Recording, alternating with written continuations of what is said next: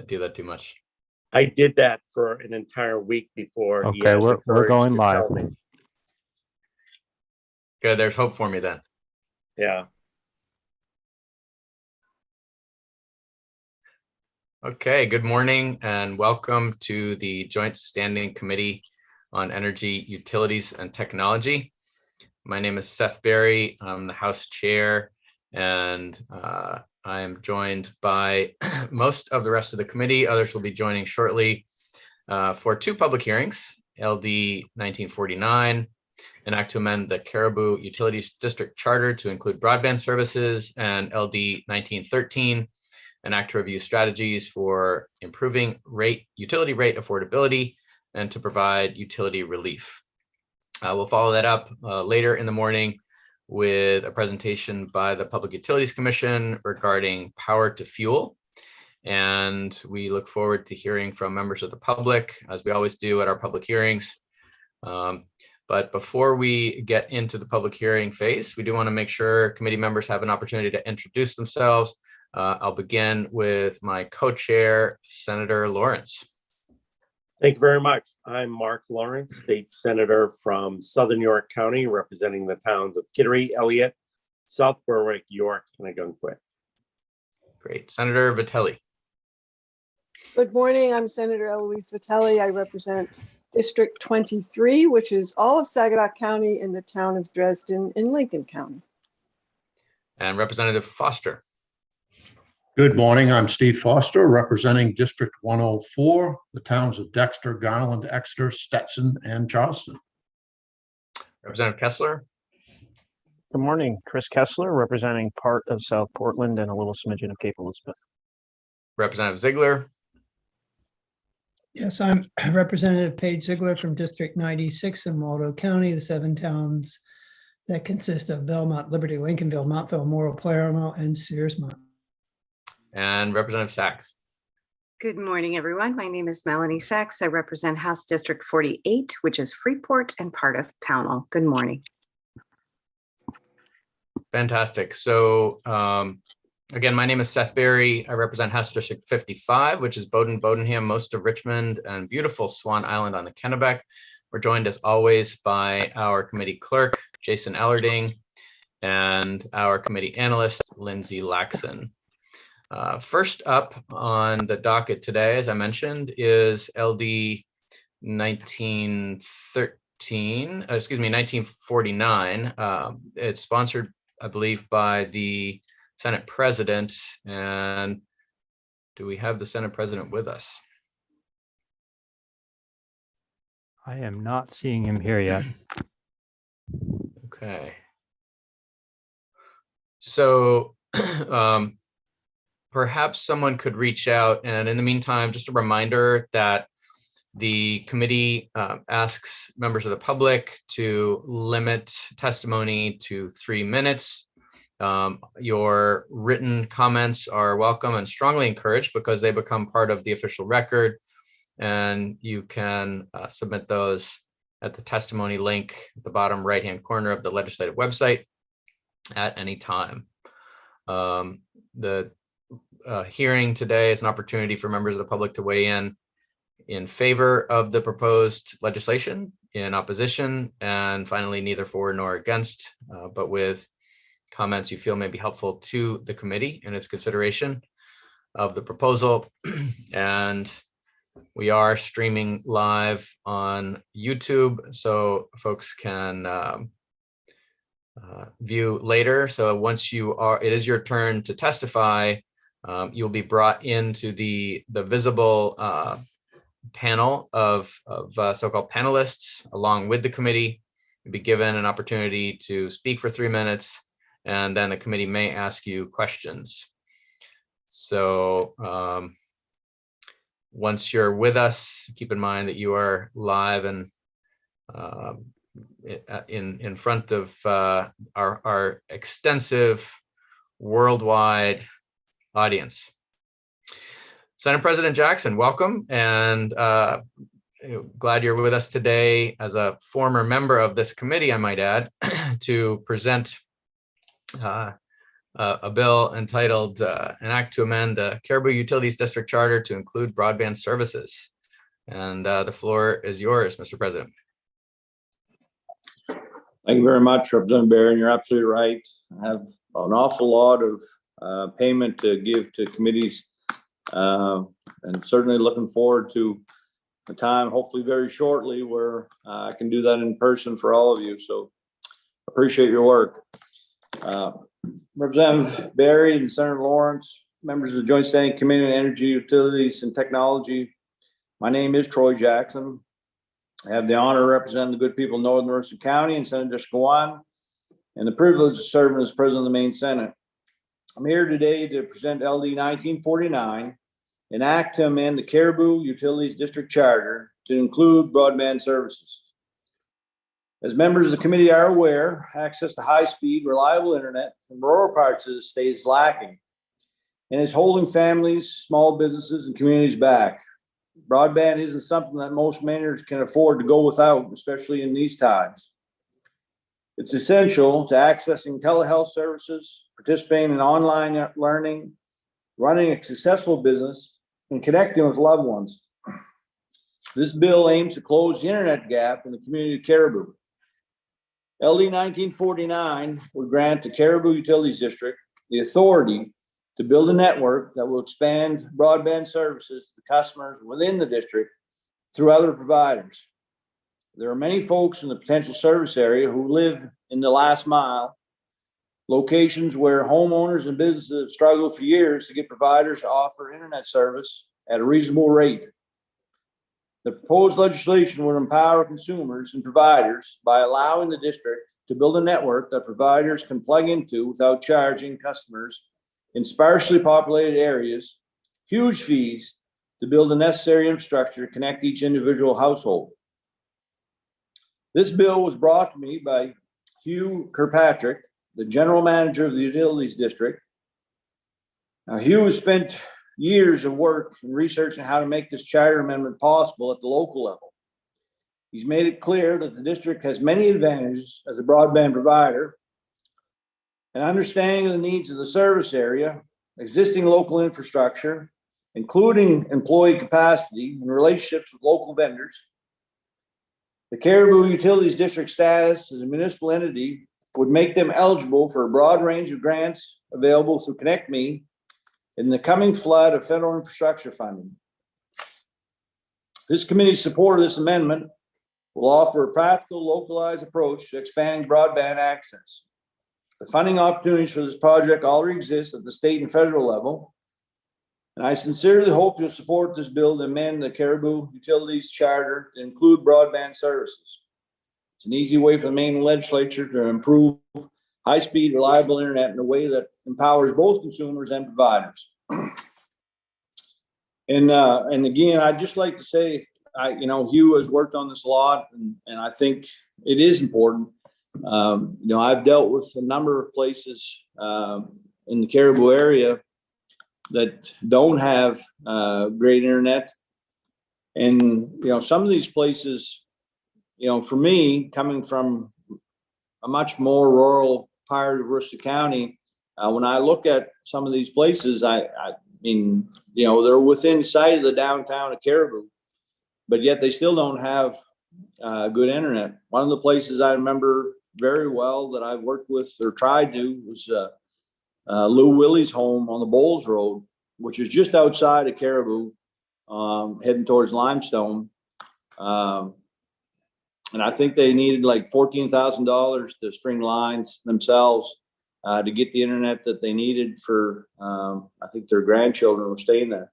My point is, this is something that I've worked with the existing providers a bunch to try and get them to get service in some of these places, and they just don't see it as viable. So I really don't see any other way than actually for the town or the city of Caribou to take this on themselves. That's why I'm very, very supportive of this. They want to do it. They know the issues. They know the areas that they need the help in. And I don't know why the legislature would not want to support something like this. So with that, I'll answer any questions. Thank you, President Jackson. And I'll turn to members of the committee to see if there are any questions. Representative Foster. Thank you, Mr. Chair. And good morning, President Jackson. Just on a side note, getting back together again, I think LeBron James let us know Sunday that he's all for crowds and even without masks. So I'm there. Question. I'm wondering why in this bill we're looking to have the utilities district do this when we know that in other communities, the municipalities have formed a separate entity, if you will, to take this on. And I ask that with the idea that, do you think that there would be complications doing it this way rather than have it separate for Caribou? Thank you. Sure. So, that might be a great question. I'm not 100% certain why Caribou and Mr. Kirkpatrick chose to go this route. Maybe it's because he, runs the utilities district. But he's going to be on, so you can definitely ask him that. What I do know is that the city actually took a vote and all that. So it seems like this is the route that they've chosen to go. Maybe it's because they already have, a system set up. They got the structure, they got the employees. They think that they can do it this way. But I think that would be probably better question, obviously, for him to get into the details of. Any follow-up? Okay. Other questions for the Senate President? Seeing none, thank you very much for bringing this bill to us. And thank you. Look forward to hearing from others who are in line to testify. And Jason, I do not have the list in front of me. You could just bring over whoever's next. That would be great.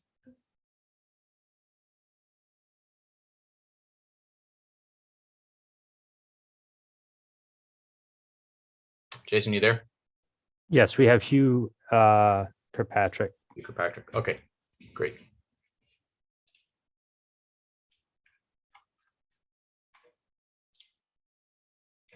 And while Hugh is coming across, committee members probably know this already, but Connect Maine put up a new resource on their website.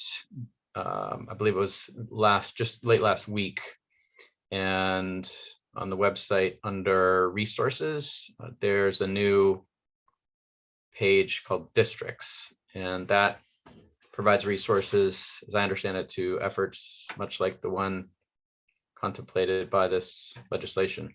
Oh, and before we introduce Mr. Kirkpatrick as the first to testify in support of the legislation, I should let members who have just joined us introduce themselves. Representative Carlo. Good morning, I'm Nathan Carlo. I'm a state representative for part of my hometown of Buxton, Hollis, and the part of Saco. Good to be with you. You bet. Representative Grahowski. Good morning, everyone. Nicole Grahowski. I represent House District 132, City of Ellsworth, Town of Trenton. And Representative Wadsworth. Good morning, everybody. Nathan Wadsworth, House District 70. I don't have access to video this morning. Got it. Glad you could join us, at least with audio. And with that, Mr. Kirkpatrick, we have 3 minutes for you to present your testimony. And knowing this committee, there may be some questions to follow. Welcome. Thank you.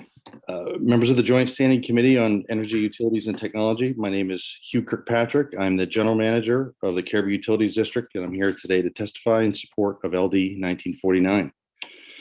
Over 1,300 miles of dark fiber optic cable was constructed throughout Maine over 10 years ago. It travels through Caribou. However, since then, there's limited access to any customers to connect to this for high-speed broadband service. Private telecom companies in the region have not demonstrated an interest in expanding this infrastructure. Following the Connect Maine Community Broadband Planning Support Program for broadband utility districts and using the Down East Broadband Utility in Washington County as an example, we want to leverage the quasi-municipal attributes, management, financial, operational, and technical expertise of the Caribou Utilities District to provide fiber broadband access to any and all entities throughout the city. The CUD is committed to a network which will provide symmetrical service available at a minimum of 100 megabits per second with options for 10 gigabits per second speeds in the future. Identical to the Down East broadband utility, the CUD would construct, own, and operate a fiber optic network throughout the entire 6 by 12 mile township. Internet service providers would install fiber between customer dwellings and the CUD's network. For every connection to the CUD's network, each ISP would pay a $25 per month per customer subscription fee to the CUD. This arrangement is a public-private partnership between the CUD and any ISP that wants to sell telecom consumer services in Caribou. The CUD's advantages are numerous. Over 75 years of financial stability, existing administrative overhead in place, no additional district employees are required, use of existing vendor relationships, the ability to borrow at low rates, potential to qualify for many federal, state, and county grants, and only the customers who choose the service pay for it. No taxes, tariffs, or TIFs are required. And success complements other district divisions as well as all other community stakeholders. Additionally, the CUD has always operated financially monolithic divisions where one cannot subsidize the other and vice versa. Our annual audits will confirm this. Further, the CUD cannot hold captive customers hostage by requiring, for example, water customers subscribe to broadband service. This could only be accomplished under the threat of water service termination, which is not allowed by the PUC. Moreover, sewer customers cannot be compelled under threat of service termination under any circumstances for obvious sanitary reasons. The CUD open network public-private partnership arrangement offers every customer two options. Keep the service you have or switch to a minimum 100 megabits per second up and down from any ISP that wants to sell telecom consumer services in Caribou.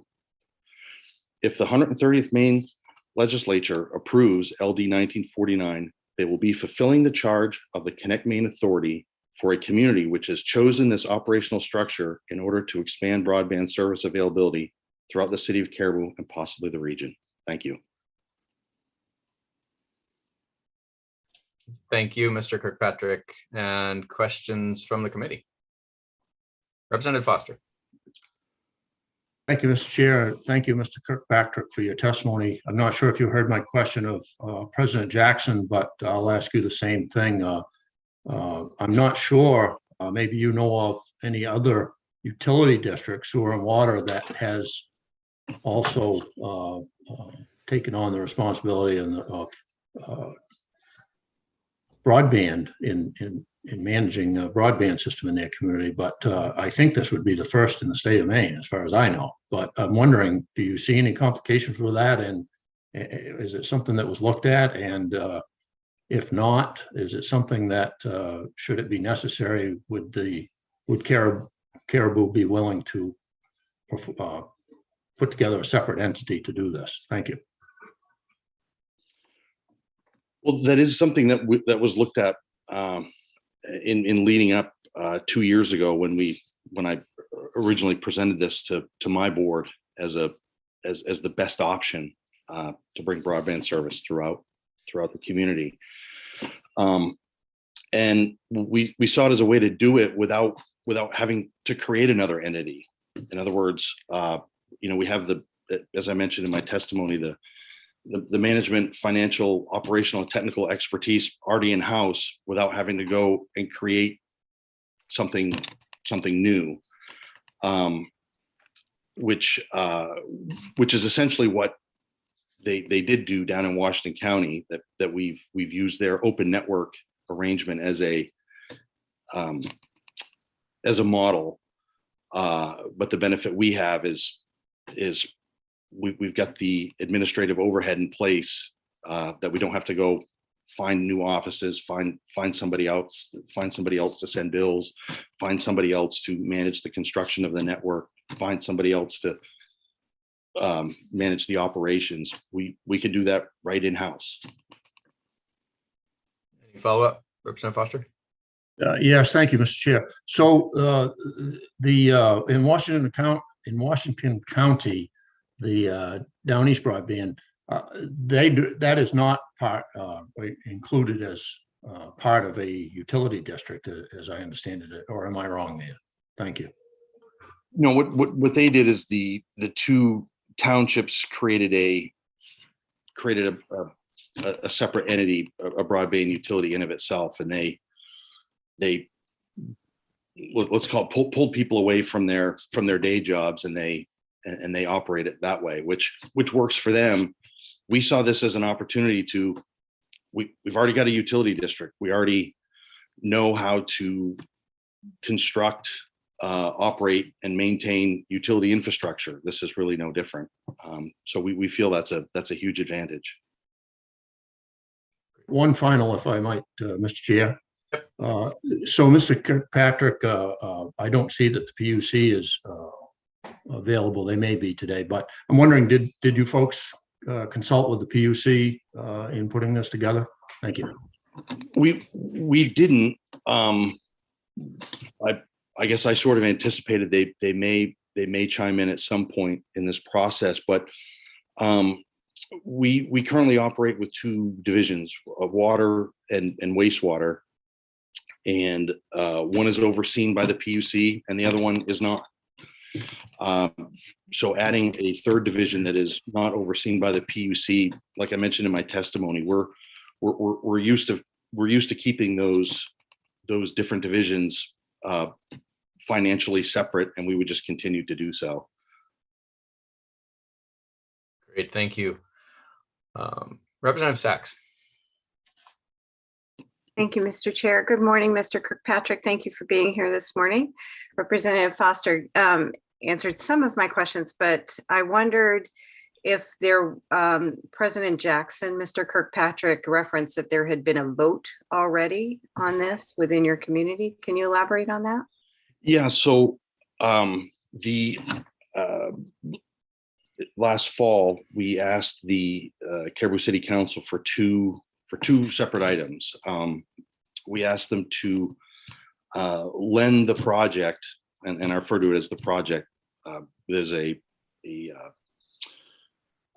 group in the community called the Business Investment Group that began working on this project, and as a proxy went to the city council to say, hey, can you donate 159,000 of these COVID funds that came in last year to allow us to purchase a pole study and a shovel-ready project that is basically the layout of the network. And Pioneer Broadband out of Holton was paid to do that. The city agreed to pay that, as well as donate a piece of land here in the downtown area to put the network hub. So the city has provided COVID funds to make the project shovel ready, and provided a piece of land for us to put the central hub, and that's been their endorsement to date on the project. Okay, so it wasn't a community vote, or it was simply some funding from the proxy group request to your council? I just want to make sure I'm clear. Yeah, so the council voted unanimously on both requests. And this proxy entity that only works on economic development here in Caribou holds the study and holds the title on the land until our charter is changed. Mm-hmm. And is it, Mr. Kirkpatrick, many of these entities that are not within a sewer or utility have an advisory board, particularly with the different communities being represented? Is that, it's not something I saw in your legislation? Is that something that you anticipate happening? It would just be the same 5 trustees that we already have. So your 5 trustees are currently from Caribou, and they oversee both current utilities, and you would anticipate, despite whether there were other municipalities joining in this particular network, that they would continue on as the sole trustees of this network. Correct. Okay, and if I may, Mr. Chair, one more question. Do you anticipate, given that broadband has been so flexible and ever changing in its standards, et cetera, my understanding with utility charters is they often have to come before the legislature to change anything. Do you had your exploratory committee in thinking thought about that in terms of the needed flexibility for a broadband committee to be able to meet certain challenges? And would that be an impediment if you needed changes to your charter to address that?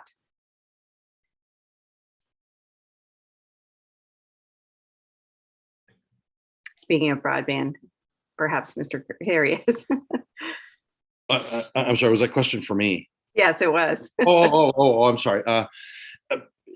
Yeah, I mean, we don't, charter changes, are a bit onerous. Would, if I understand your question correctly, would a separate broadband committee to handle these changes as they come on the fly in the future, would that be helpful? I expect it would be. Just regular charter changes. I think the last two that the district did were in 2009 and 2010, and the one before that was like in other words, districts do it like once a decade. So they're Right. I would suspect, and if that committee had deeper understanding at that point, I think that would be helpful. Thank you, Mr. Kirkpatrick. Thank you, Mr. Chair. Great. And we'll go next to Representative Kessler. Thank you, Mr. Chair. Good morning, Mr. Kirkpatrick. I was wondering if you could explain to us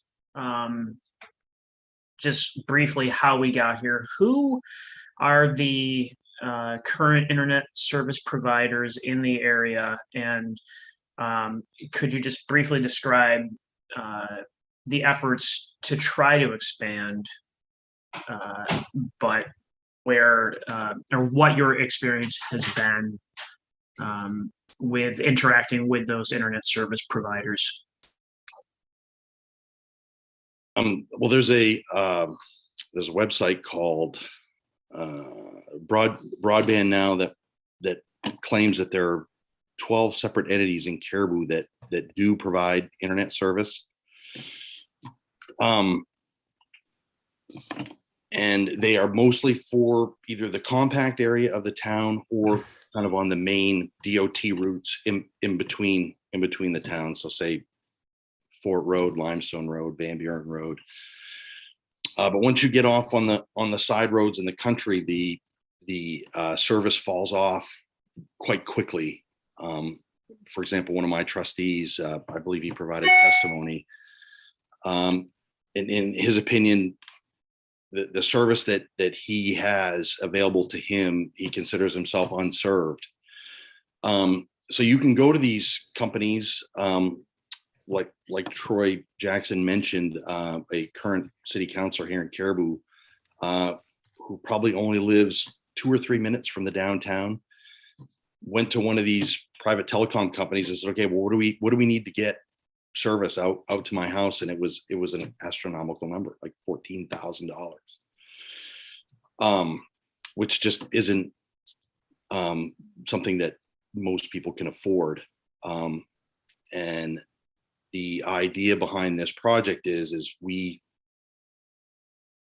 provide one single strand of fiber from every address throughout the community back to our central hub. So it doesn't matter where you live, right downtown, 3 minutes from downtown, or on the border of one of our adjacent communities, you get the exact same service. The private telecom companies, you'd have to ask them why they don't want to do that. I assume their dollar per mile cost to install or their internal rate of return models don't allow them to do it. But that's really a question for them to answer why they don't. But they haven't.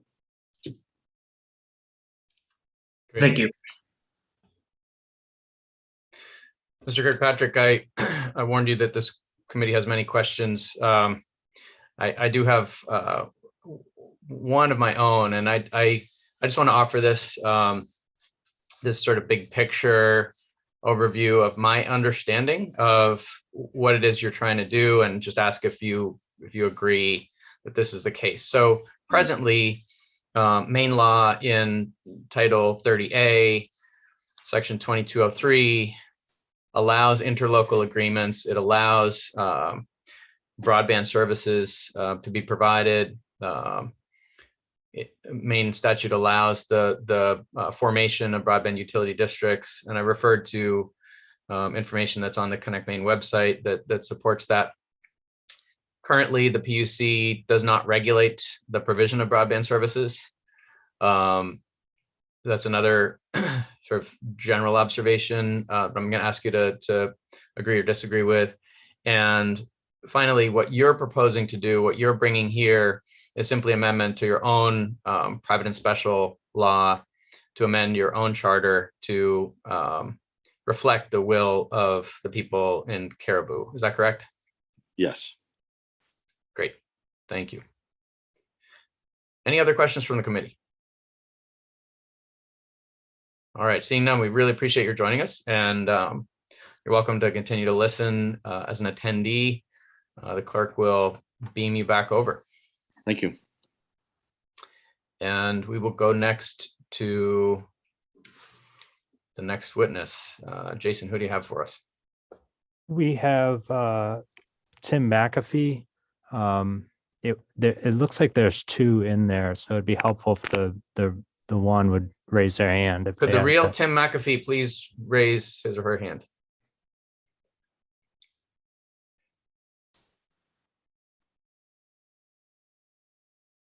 There we go.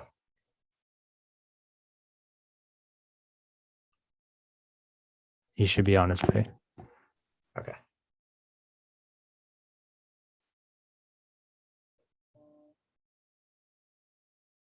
I know many devices sometimes we may need to promote both Tim McAfee's. All right, Mr. McAfee, I'm probably mangling your name. I apologize. And can you hear us, and can we hear you? Yes, I can hear you fine. Okay, great. Well, thank you for joining us, and the floor is yours. Thank you. Senator Lawrence, Representative Berry, and members of the Joint Standing Committee on the Energy, Utilities, and Technology. My name is Tim McAfee. I'm the CEO of Pioneer Broadband in Holton.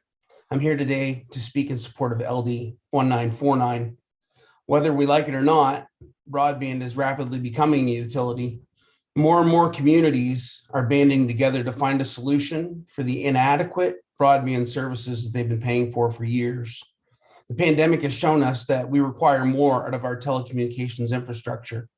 The amount of money the federal government is pouring into broadband infrastructure should also be an indicator of the need to upgrade that infrastructure. Aging copper infrastructure should not be the only choice consumers have. They deserve a world-class, future-proof, highly scalable, quasi-community owned open access infrastructure. CUD has chosen such an infrastructure. Open access dark fiber networks are designed to allow any provider that chooses to do business in Caribou the ability to serve customers. This levels the playing field for all participants. Open access on a dark fiber medium should provide competition, more choices, lower prices, and better service. By eliminating aging infrastructure as a point of contention, the market can concentrate on customer support issues, expanded service offerings, and price. The challenge to provide upgraded infrastructure for the city of Caribou has been accepted by CUD. Choice matters, and an organization with the resources in place like CUD are the organizations that we should all be looking at to make big changes that will benefit consumers. Thank you very much. Thank you, Mr. McAfee. And questions from the committee?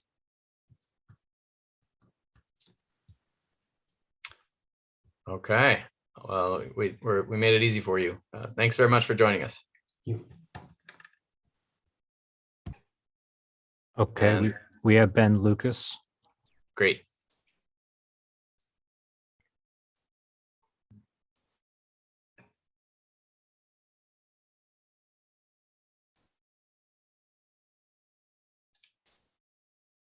And Jason, I suspect you have sent me a list. I just need to pull it up.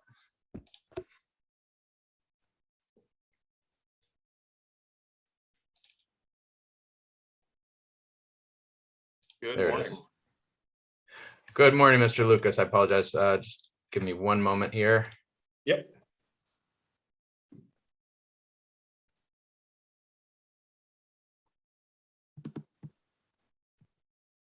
Okay, and we are at, it looks like we're at the neither for nor against category. There is no one who has registered to speak in opposition. So Mr. Lucas, welcome, and the floor is yours. Thank you. Good morning, Representative Barry, Senator Lawrence, members of the Energy, Utilities, and Technology Committee. My name is Ben Lucas. I am a resident of Portland, and I'm here today representing the Maine State Chamber of Commerce. The Maine State Chamber of Commerce is testifying neither for nor against LD 1949. I will apologize in advance for some of the redundancy in my testimony, as some of the points you have already heard from me at a prior bill in this committee. The chamber certainly recognizes the intent of what Senator Jackson is trying to accomplish here, and we appreciate and recognize that municipalities, especially in rural parts of the state, need to get creative in finding ways to expand broadband access. The chamber is committed to helping accomplish the goals put forward by the state, as we have long been an advocate for broadband expansion and investment into the state of Maine. In our opinion, we believe the best way to help every Maine citizen get access to high-speed internet is through public-private partnerships, which is why I would just offer a few comments of concern as this bill moves forward. We have general concerns regarding municipal-owned and government-controlled networks. We feel that they could potentially discourage public-private partnership. With that, it is critical that there are guardrails put into place to protect from the overbuilding of networks that currently exist and the infrastructure that already exists. We also want to be certain that the state doesn't pass any legislation which may negatively impact Maine's federal funding. And then my last point of concern I'll make is, we just want to highlight to make sure our broadband infrastructure is future-proof as the technology changes. Broadband networks will need the flexibility to adapt to new technologies and infrastructure. As we are making investments now, it is critical to still be thinking about the future. In our opinion, the companies will have the best resources and be able to adapt to the changes more efficiently than municipal-owned networks, which will likely have to run the risk of potentially increasing rates to reach demands. In closing, the chamber tends to stay out of policy at a municipal level, but we also think it's important to remain consistent in this committee with our position on broadband, which is why we are testifying neither for nor against on LD 1949. We do with some concerns as drafted. Thank you for allowing me to testify today. I'm happy to answer any questions and work with interested parties moving forward towards the work session. Thank you, Mr. Lucas. Are there questions from the committee? Representative Grahowski. Thank you very much. And Mr. Lucas, I'm wondering, did the statewide chamber consult with the local chamber, as it seems to me that there's a lot of support from the business community locally, and I wonder if you consulted with them before taking your position to hear their thoughts about how it affects them. Yeah, thank you for the question. We do work closely with the local chambers, but I think at our missions are kind of different. We tend to focus on statewide policies, but certainly the influence and what they have to say is important. So we didn't discuss this on this particular bill. We have a policy committee that we work with internally at the chamber that is comprised up of 65, 70 businesses for the energy and environmental world. But we certainly work with local chambers, and I'd be happy to have a conversation with them regarding this bill specifically. Thank you. Follow-up, Representative Krowski? Yeah, I think that would be really helpful, because it occurs to me that, your members that you meet with may not live in Caribou or understand the unique challenges there. And I'd really rather hear from their perspective, and maybe they've already submitted testimony, but I think it would be great if you could report back on what the local chamber thinks. Absolutely. Thank you. And Representative Kessler. Thank you. Good morning, Mr. Lucas. I am trying to understand one comment that you made, and I think I asked this last time too, so please forgive me for repeating the same question. But you had stated that arrangements like this would discourage public-private partnerships. Yet the way that we're understanding this, or that I'm understanding this, is that, you know, it is a network in which private businesses can then use that dark fiber to provide services and compete with each other in that realm. So it is using private partnerships with public infrastructure. So I'm having trouble understanding how is it discouraging private and public partnerships if that's what the structure is. Yeah, well, I think, I mean, at least from my perspective and our perspective, you know, if there's infrastructure that might already exist in a various municipality, and then there can in turn be another network that exists, you know, it could create challenges with overbuilding and things like that. So, I mean, I would know, and we certainly have heard from some of the folks in Caribou today that they've had challenges in the past. But I think we're in a different spot where, you know, we have so much federal money that has been invested into Maine, which, you know, might help solve some of the challenges that have existed in the past, you know, looking ahead to the future. And yeah, I mean, I think I would leave it there. Great. Seeing no other questions, thank you very much, Mr. Lucas. Thank you. And that concludes the list that I have for those registered to speak. At this time, I will ask if there is anyone else who is an attendee and wishes to raise their hand in order to chime in on this particular bill. And I do see Mr. Stephen Hudson. So I'll ask that he be brought over to chime in.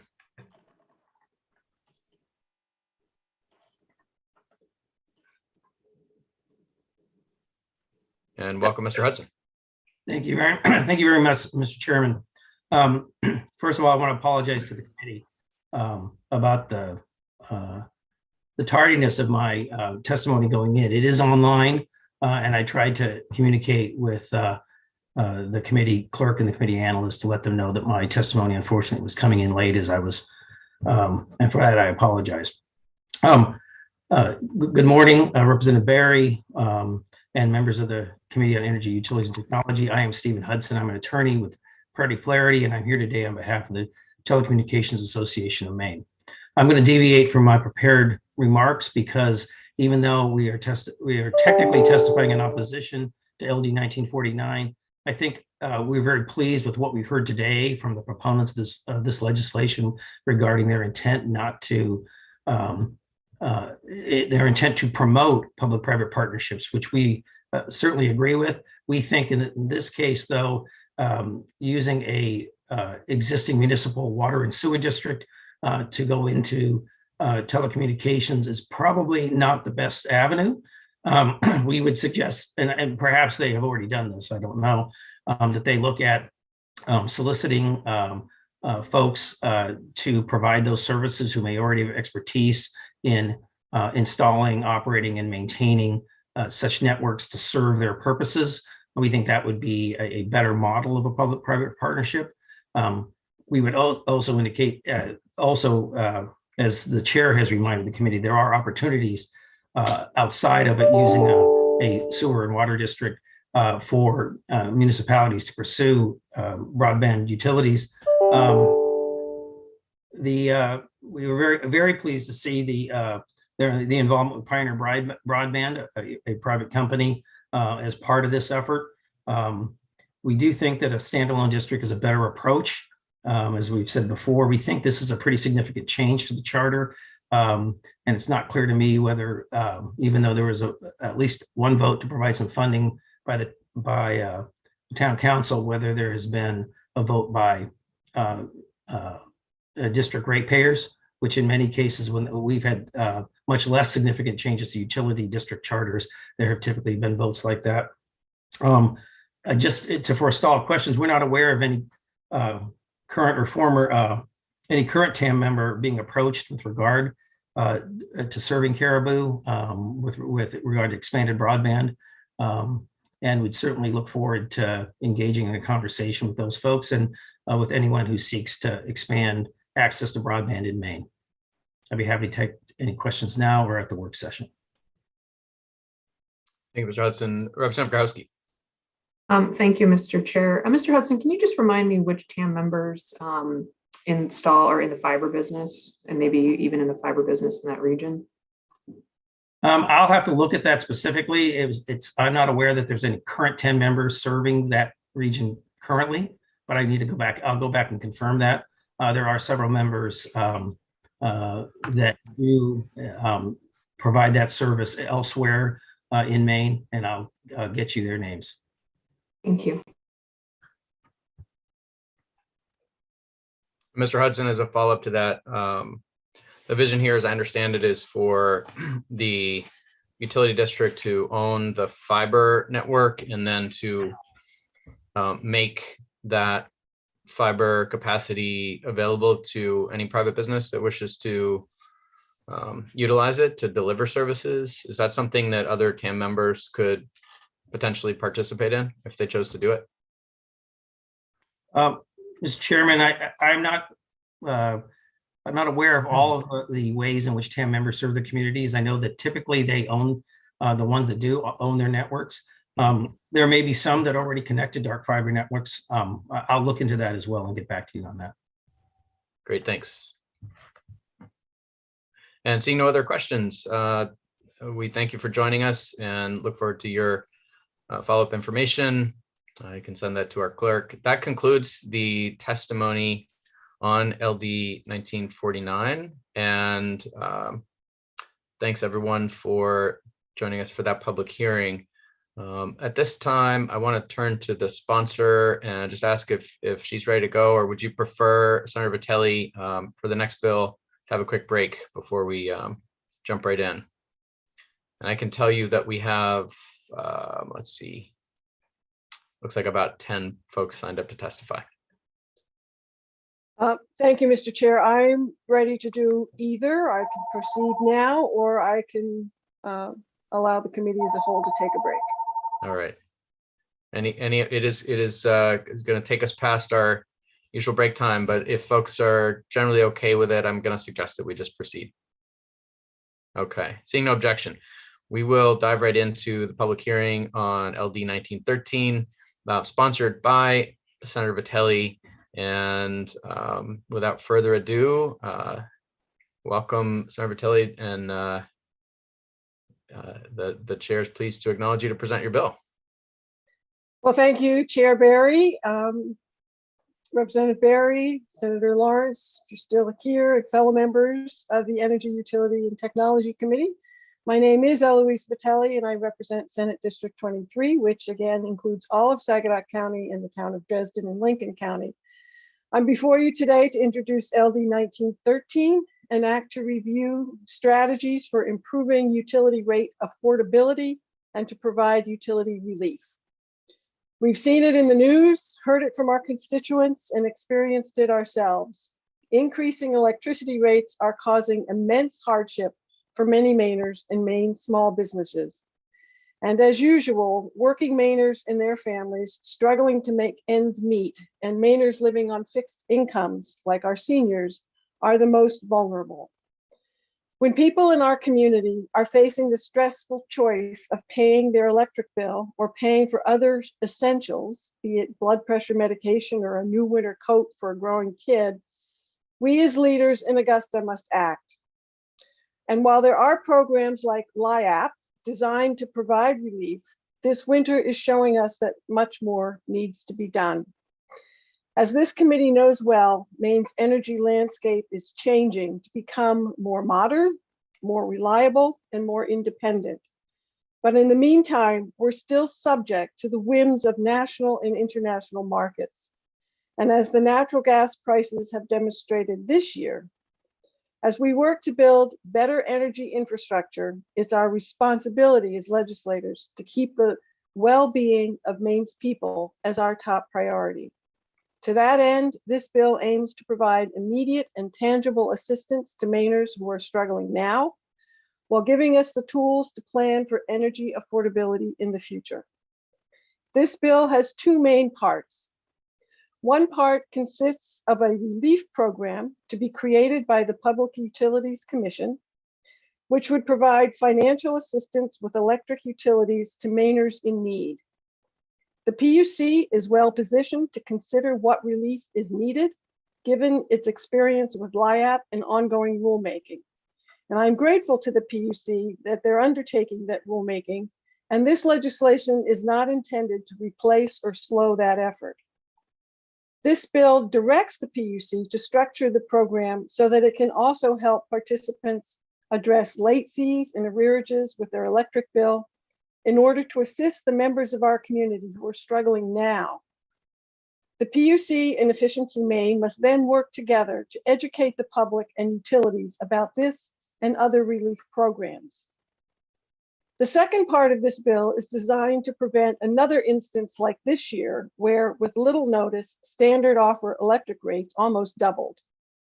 It directs the public advocate to convene a stakeholder group charged with identifying methods to ensure that Mainers are able to afford their electricity as the state continues to wean off of fossil fuels and strives to meet its energy goals. These methods may include new rate designs, lowering costs through energy efficiency measures, financial assistance programs, and more. The stakeholder group may then make recommendations to this committee so that we can implement smart policy that works for Maine and Maine people. In summary, we help the Mainers who need it most with their bills from this winter, and we work to find ways to prevent such volatility rates in the future. I've begun conversations with the Office of the Public Advocate and the PUC on some possible amendments to improve this bill, and I look forward to bringing back any suggested changes ahead of the work session. As we know all too well, energy policy is complicated. When it's not complicated, what is not complicated, however, is the fact that Mainers are looking to us for help in both the short and the long term. I strongly believe the measures in this bill will provide real relief to those who need it the most. I thank you for your consideration of this bill, and I'm happy to entertain any questions at this time. Thank you, Senator. Are there questions from the committee? Senator Stewart. Thanks, Mr. Chair. Good morning, Senator. Thanks for bringing this bill forward. Certainly heard a lot about it leading up to this hearing. And if you're like me, and I'm sure that's the case, you've gotten a number of phone calls from constituents. Probably everybody in the legislature has at this point, as the utility bills from last month are rolling in and hitting mailboxes where the new rates are reflected. And those rates obviously don't impact just low income people, right? They impact everybody, including businesses. I have one business in my district whose bill has gone up $60,000. It's going to go up over $60,000 over the next year. And they run a grocery store, and that's going to get passed along to the people that they serve in their community. And so I guess what I'm wondering is, I've heard a lot about, low income Mainers, and certainly, obviously, there, if you're on a fixed income, this is going to be detrimental. But this problem isn't one that's specific to low income or fixed income folks. It impacts middle income families. Heck, it impacts every family, and it impacts businesses in Maine. So as we go through this process, I just want to check and make sure that we're not just, forgetting about everybody else that isn't either on a low income or a fixed income, because that makes up a lot of the population of Maine too.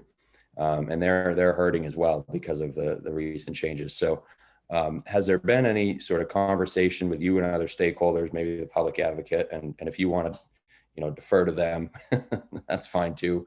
Happy to hear from them later today. But, what is the status of that? How is that being considered? Thank you, Senator Stewart. Yes, you're absolutely right. This is an issue that hits a lot of sort of average Mainers, both families and small businesses. And so really I'm looking and have had some conversations with the public advocate, and I'll let them speak to this as well, in their testimony of focusing this on really the whole issue of affordability for working families in the state of Maine. You know, the specifics of how that gets defined is still in flux, I think, but we'll be looking in part at the makeup of the stakeholder group, the advisory group, the stakeholder group, to make sure that various voices, including those of small businesses, are at the table so that their concerns can be directly addressed. Because I agree with you, this is not just about the low-income families. Obviously, they have needs, but this is affecting a much broader group of Mainers. Senator Stewart, any follow-up? No, I'll reserve. Same question to the public advocate whenever they get here. Okay. And it looks like they're planning to appear. Representative Sachs. Thank you, Mr. Chair. Good morning, Senator. Thanks so much for bringing this bill forward this morning. I wanted to just clarify how the utility relief program that's been proposed in this legislation is different. One, from LIHEAP. You and I have talked about that before, having been a former executive director of an agency that provide and helped administered, LIHEAP or LIHEAP funding. And number two, the current proposal by the PUC to knock off $90 to a certain bit of families. So they clearly already have the power to do some relief programs on their own. So if you can help explain the difference with this legislation from those two initiatives, that would be great.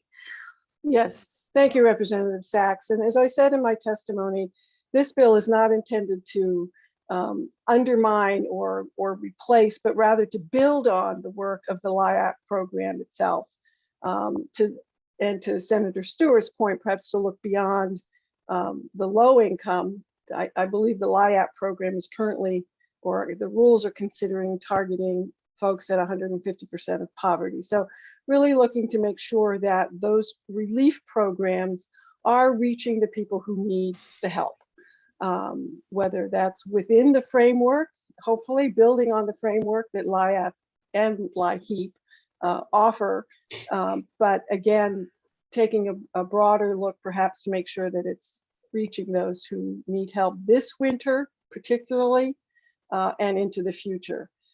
In terms of what the proposal is from the PUC to provide the $90 credits for people, I would like to look further at the details of that to make sure that that's going to, again, be reaching the people who need the help this winter. So certainly I think we can consider that as a part of this overall package, but I need to look at the details that are behind that before I can say, yeah, that's the absolute right answer. Right, and thank you very much, Senator. I think this is needed.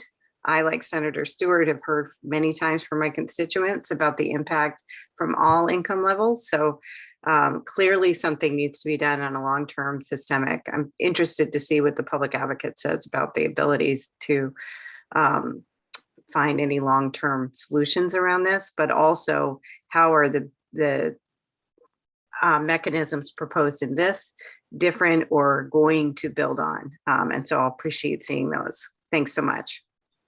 You're welcome, Representative. And Representative Foster. Thank you, Mr. Chair, and thank you, Senator, for being here and presenting this bill. I do have some thoughts that much of this is already charged to either the Public Advocate's Office and or the PUC to deal with.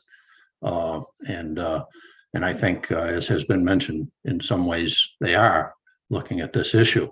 It is the number one issue that constituents of mine bring to me since the standard offer was raised after the bids earlier this year. I do have a couple of concerns. One is, and you've mentioned that there may be room for some amendments here. In the stakeholder group, as I look at that, I see that you're looking for a representative of renewable energy organization, an advocate for them, and also for an environmental advocacy organization to be represented. I'm greatly concerned by that because a lot of what is already in place for extra costs to our ratepayers and is coming in the future is due to their lobbying efforts. As a matter of fact, environmental group was very present when LD 1711 was being tweaked and had a part in putting that language together, which we know is very expensive. And also, I understand that a bill that was proposed to the Legislative Council to be included in this session that may have helped alleviate some of that cost through dealing with how RECs are handled was actually lobbied against by those same groups. So my first question is, are you open to some changes to that stakeholder group list that you have where that we can get maybe more people that are actually worried about some of the other things that are causing an increase in rates and how that's going to affect all of us? Yes, thank you for your question, Representative Foster. And absolutely, I'm open to looking at this stakeholder group. This is not the final listing, I don't think, of who we want to have at this table. So I'm open to suggestions. I think we'll hear some from other folks who are here to provide testimony on this bill. And the work session, I think, will be a process of sorting through to make sure that we get the right voices at the table. And that's precisely what I would hope for, is that we get at this table as part of the stakeholder group, the people whose voices aren't normally heard and who can have a good discussion on how we can, in going forward, make sure that rates are affordable to Maine people. So I look forward to your suggestions as to who should be on this group as well. If I may, Mr. Chair. You may. Thank you, Senator. And my second question, specifically towards Section 7 of the bill, in how the Public Utilities Commission will create the relief program and who will be compensated or recompensated for some of that. But also in general, if this bill were to be passed, who will be paying the costs that will provide the relief for these lower income or other ratepayers? Is it going to be other ratepayers? Is it going to be other taxpayers? How do you see that happening? Maybe I missed that in the bill, but I would like an answer on that. Thank you. Thank you, Representative Foster. And I may not be the best person to answer that question. I think there's a structure in place currently that covers the cost of the LIAP program. I think as we look at other ways of providing relief, we'll be looking at other funding mechanisms. But again, I think the approach is to make sure that overall our electric rates are affordable to the broadest group of Maine users, Maine utility users as we can. It's always a balancing act, as you know, and we'll be looking forward to making sure that we reach the right balance in making sure that our electric rates are affordable to Maine working families. Great. Other questions from the committee? Seeing none, thank you, Senator Vitelli. And Jason, if you could bring over the first member of the public who is planning to testify, that would be great. And I have Mr. John Grew of Scarborough signed up to speak in favor. We'll go on from there. Looks like 10 to 12 planning to testify.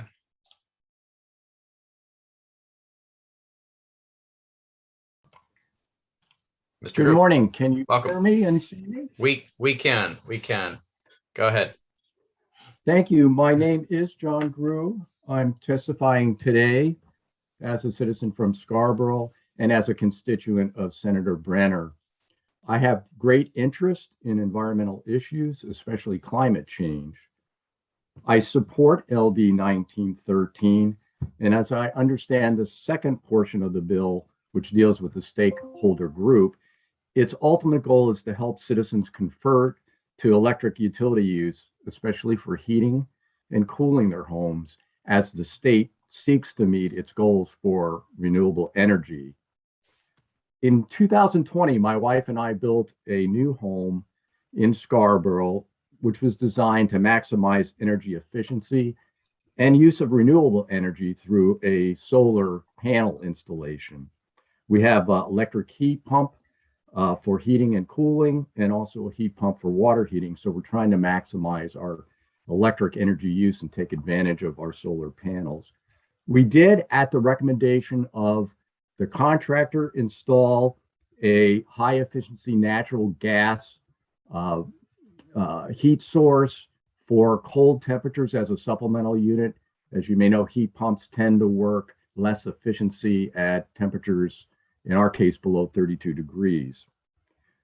We're fortunate in our first 12 months of ownership of the home, we did produce 100% of our energy, electric energy, through our solar panels. So fortunately, we haven't been subjected to those high rates yet that you have mentioned. But we did experience higher gas utility costs unexpectedly due to high delivery charges from our utility supplier. For calendar year 2021, delivery charges by our natural gas utility totaled $477, or about $40 per month. For the year, we only used $165 in natural gas, or about $14 a month. So as a result, 74% of our total annual bill from our natural gas utility of $642 was for delivery charges. Again, 74% was delivery charges. Mr. Grew, I'm just going to interrupt to say you have 1 minute remaining. Okay. To further illustrate, then, in August, since we didn't have any heating, but we have a gas stove, we used 42 cents of gas and had a delivery charge of $30. So why does this matter? Installing solar is expensive. For our home, it was about $15,000.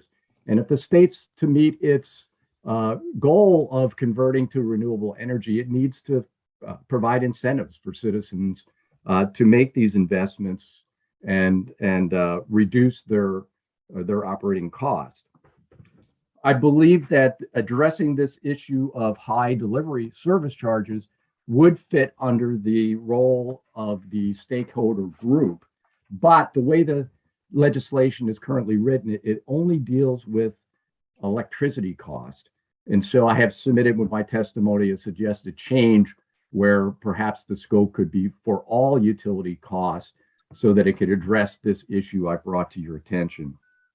I also, in following up to Senator Foster's comment. If you could just wrap up, go ahead and make that comment, and that would be it. I'd suggest adding consumer members to the stakeholder group. Excellent. Thank you very much, Mr. Grew. And are there questions from the committee? All right, seeing none, we appreciate your joining us today. Thank you for the opportunity.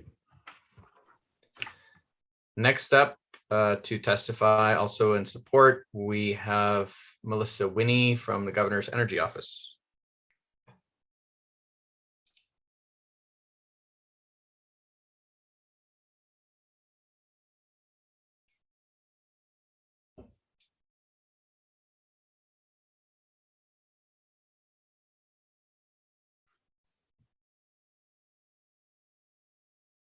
Welcome. Thank you, and good morning, Representative Berry, members of the EUT committee. My name is Melissa Winnie, and I'm an energy policy advisor in the Governor's Energy Office. Great to see you all again. Today, the GEO is testifying in support of LD 1913. This bill is of particular interest to the GEO and of importance to Maine people and businesses, as global fossil fuel markets, particularly for natural gas, are driving up electricity prices.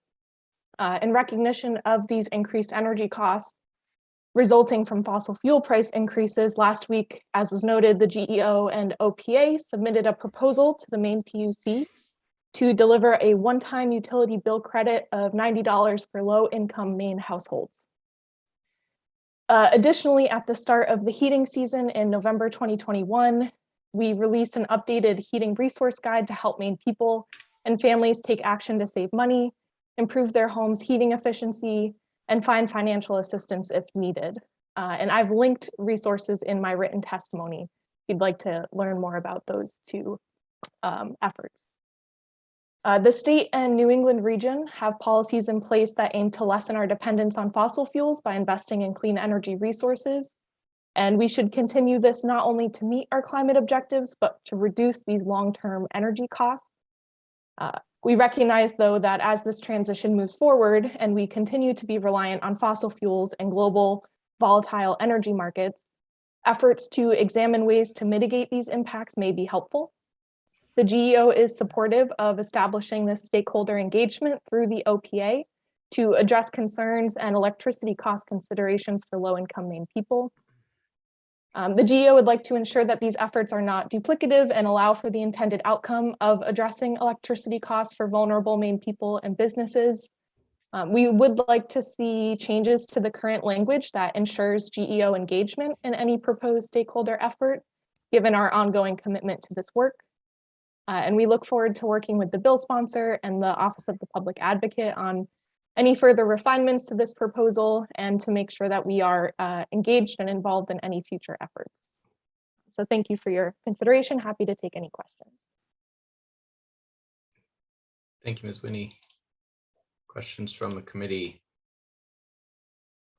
I guess I have one, and I may pose this question to other stakeholders, but this bill takes up the very important issue of affordability, and I think we're all especially acutely conscious of it right now, but it's talked about a great deal in this committee. And I'm just wondering, is it, to clarify, is it the position of the Governor's Energy Office, Ms. Winnie, that affordability is not already being addressed through the many other efforts that you're currently undertaking?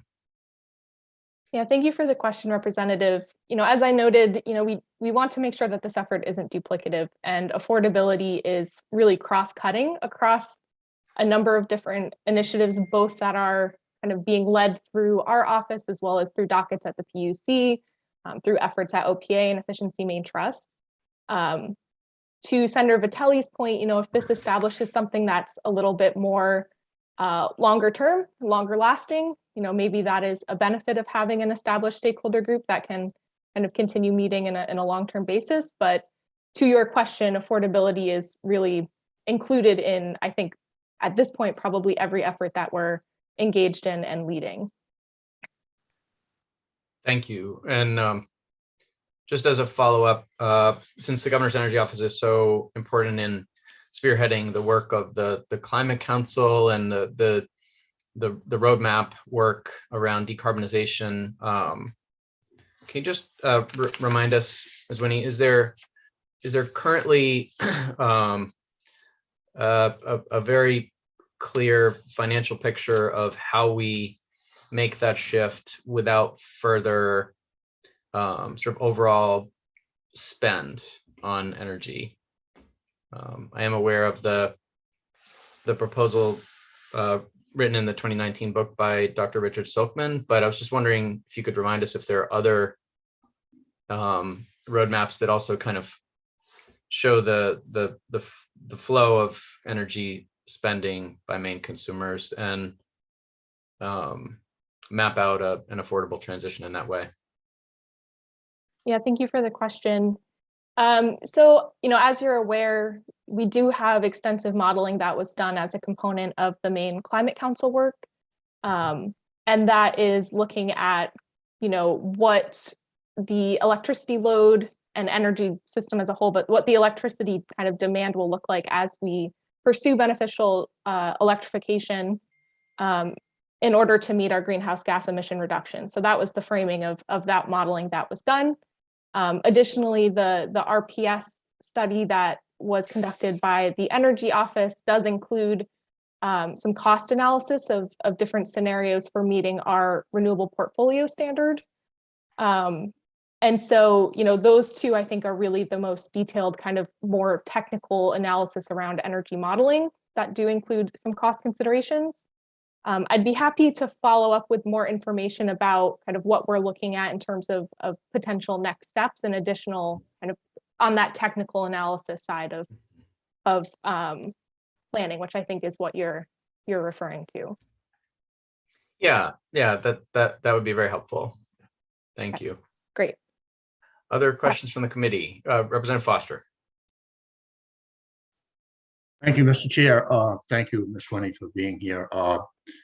So there's no secret. I've raised my concern many times about the Governor's Energy Office and what I see as a lack of planning, and that would include foresight. And I've also brought up in the legislature many times when we pass bills that we quite often don't understand, but always seem to have to deal with unintended consequences. My question is it part of the Governor's Energy Office to work with during, as we plan for the future, not only the Public Advocate's Office, but the PUC and others in looking at bills that the Governor's Energy Office puts forward and other bills that they support. And I will say specifically, when we look at net energy billing, LD 1711, we could have acquired the same amount of solar energy, which is part of the process, without the net energy billing portion that has and will add to ratepayers' costs. That's just one example. Efficiency Maine has been before the committee many times and warned us and let us know that quite often when we pass bills, they do tend to increase ratepayer rates, and that does go counter against trying to get people to move from petroleum-based energy to electric and so on and so forth. So my question is the Governor's Energy Office, have you in the past and are you in the future planning to work with these groups to look at those issues and give us maybe better guidance, if you will, on this committee for as we look at bills that may end up having unintended consequences, a detrimental effect, what your office's goals are. Thank you. Thank you for the question, Representative. We work very closely with Efficiency Maine Trust, with the Public Advocate and the PUC on a number of different initiatives. It seems like this question is kind of coming back to the discussion we had this fall around planning. And we will be providing, as we discussed, that kind of update to kind of current programs and efforts of the office, in an effort to help inform what future planning is most useful for this committee and for the state as a whole. And so it seems like maybe this is part of that ongoing discussion of what a future energy plan can look like that will be, most helpful in informing policy decisions moving forward. And just to clarify one point on all of this, when we're looking at the increased kind of costs of energy, it's important to look kind of at the whole picture, right? And so, you may have a household that is converting to using a heat pump that may increase an electricity bill, but at the same time decreasing what they're spending on whatever their current heating fuel is at the time. And so, I think it's important to recognize kind of what the big picture energy cost shifts will be as we move towards beneficial electrification. And also just to reminder that, this standard offer increase is really a result of the region's reliance on natural gas and being subject to the global market impacts of those fossil fuel cost increases. And so, I think this is an ongoing point of conversation of, what we can do to be helpful to provide some of that additional analysis and modeling that will help inform what the short-term next steps are as we move to reach our clean energy and climate goals. Okay, seeing no further questions. Thank you, Ms. Winnie, and we'll move you back over to attendee, and we know where to find you. I trust you'll be with us for the work session. We will proceed to the next person to testify, and Jason, why why don't we do this just going forward, at least as long as I'm chairing. You can go ahead and bring the next person in as soon as we get to questions. Sure thing. Great.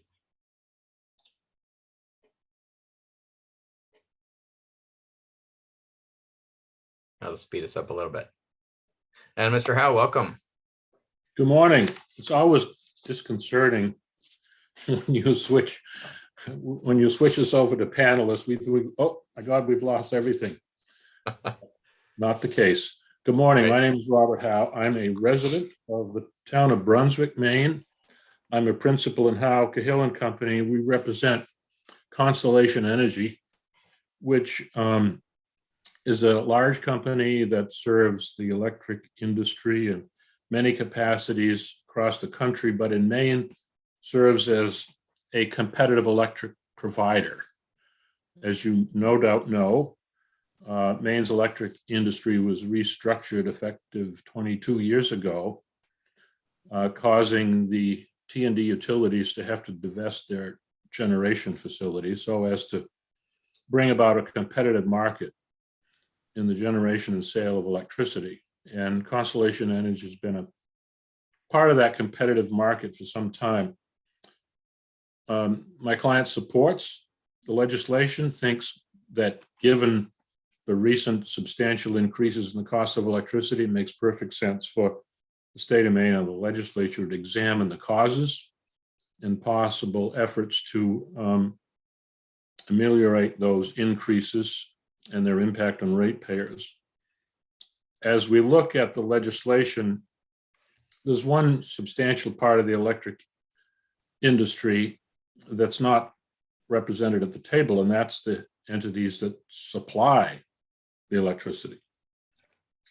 And we think that's an omission that ought to be rectified, and I have, for your benefit, drafted an amendment that would add to the stakeholder group a competitive electric provider. Constellation is by no means the only one, but it plays a major role. It is a regular bidder on the standard offer and currently holds a portion of the standard offer in various classes of ratepayers for Central Maine Power. And I believe it, if not currently, it has in the past also provided part of the standard offer in the Versant area. So with that, I urge you to take a look at the statement I submitted along with the proposed amendment, and I'd be glad to try to answer any questions. Thank you, Mr. Howe. Mr. Howe, I'm going to ask you as a general matter on the very important topic of affordability. When I came onto this committee, the cost of transmission and delivery of electricity was a much smaller portion of our bill than the cost of supply. And what I've observed over the years is a constant increase in the cost of delivery and some volatility on the part of supply, but generally speaking, a downward trend. So in light of that history, and you can disagree with it or agree with it, but if you agree with it, I just want to ask if you think it's fair to blame all of our problems on the current spike in natural gas, if we're looking at the long term here. No, I don't think so. I do think the spike in natural gas prices has, in large part, has caused a recent spike. But if you look at the rates in the prior 2 or 3 years of standard offer bids, they were going down. And that's, of course, not a function of T&D utilities. That's a function of the suppliers. Right now, the suppliers are faced with increasing costs of natural gas. But I would agree that over the long term, the delivery rates have been responsible for much of the increase. Thank you. Any other questions from the committee? All right, seeing none, we'll beam you back over. Thank you. And next up is our public advocate, Mr. William Harwood. Welcome. Thank you. Nice to see you all. Representative Berry, members of the EUT committee. My name is William Harwood and I serve as the public advocate. And I'm here this morning to testify in support of LD 1913. First of all, I'd like to thank Senator Vitelli and the co-sponsors of this bill for bringing it forward. Rate relief and affordability is a primary focus of the OPA, and we stand ready to assist in strategizing how best to ensure that Maine ratepayers, especially those who are struggling to make ends meet, are able to pay their utility bills every month. The OPA currently participates in many similar groups, including the Efficiency Maine Trust Low Income Advisory Group, the Arrearage Management Stakeholder Group, and the HEAP Working Group, just to name a few. The OPA was actively engaged in the PUC's recent review of global best practices for low-income rate relief in docket number 2021-61, as directed by this committee. An overarching group, such as proposed here in LD 1913, would allow for a more effective review and future recommendations to target available ratepayer and taxpayer funds in the most efficient and effective way possible. The office supports the concept of a stakeholder group aimed at taking a holistic view on low-income support programs, as well as the impact on residential ratepayers with moderate incomes who have also been adversely affected by the recent increase in rates. However, OPA believes the bill as written could be interpreted as being too broad, and we would like to ensure that the focus of the stakeholder group is clearly spelled out. The Office of Public Advocate suggests that focusing on support for low-income ratepayers is appropriate, but we agree the stakeholder group should work on those issues that are important to the supporters of the bill and this committee. To address our concerns, OPA has been working with the Commission and Senator Vitelli to draft some amendments to the bill. Thank you for your time, attention, and consideration. OPA looks forward to working with the committee on LD 1913 and will be available for the work session to assist the committee in its consideration of the bill. Thank you. Thank you, Mr. Harwood. Any questions from the committee? Representative Foster. Thank you, Mr. Chair, and thank you, Mr. Harwood, for your testimony, for being here today to answer questions regarding the bill. I'm wondering, and I know from your extensive background that you must have considered if this bill were to pass and some results came from it, who do you see as being, where do you see the funding coming from to help with any relief that might be advised by this group? Thank you. Thank you, Representative Foster. A great question. Where's the money? If we're going to try and fix some of this, we need to figure out the money. Obviously, our best hope would be to find federal programs where we can tap into some federal dollars that are available. And I'm pleased to report that we have, before the PUC, the one-time $90 bill credit.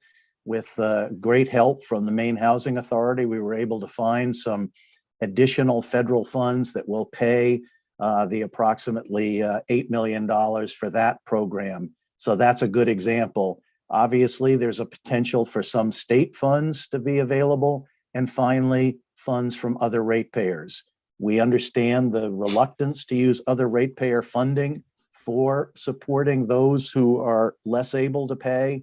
But at the end of the day, that is a well-established part of utility rate making to assist those for lots of reasons, including to minimize the risk that they will not be able to pay their bills and the utility will have a higher rate of uncollected debt. So it is important. We will look at all sources. I was very pleased that we put together this recent filing at the PUC that we were able to find federal funds, but there is the possibility and the probability that we will have to use other ratepayer funds, which are under consideration now in the formal rulemaking before the PUC, in which there will be additional ratepayer funds available for low income. If I may. Yes, thank you. Well, thank you for that answer. And it raises a concern and a question as the Public Advocate's Office looks at this. Obviously, I have neighbors that I am sure are going to struggle through, especially this winter, in keeping up with these bills when they look at everything they have to budget for it as a whole.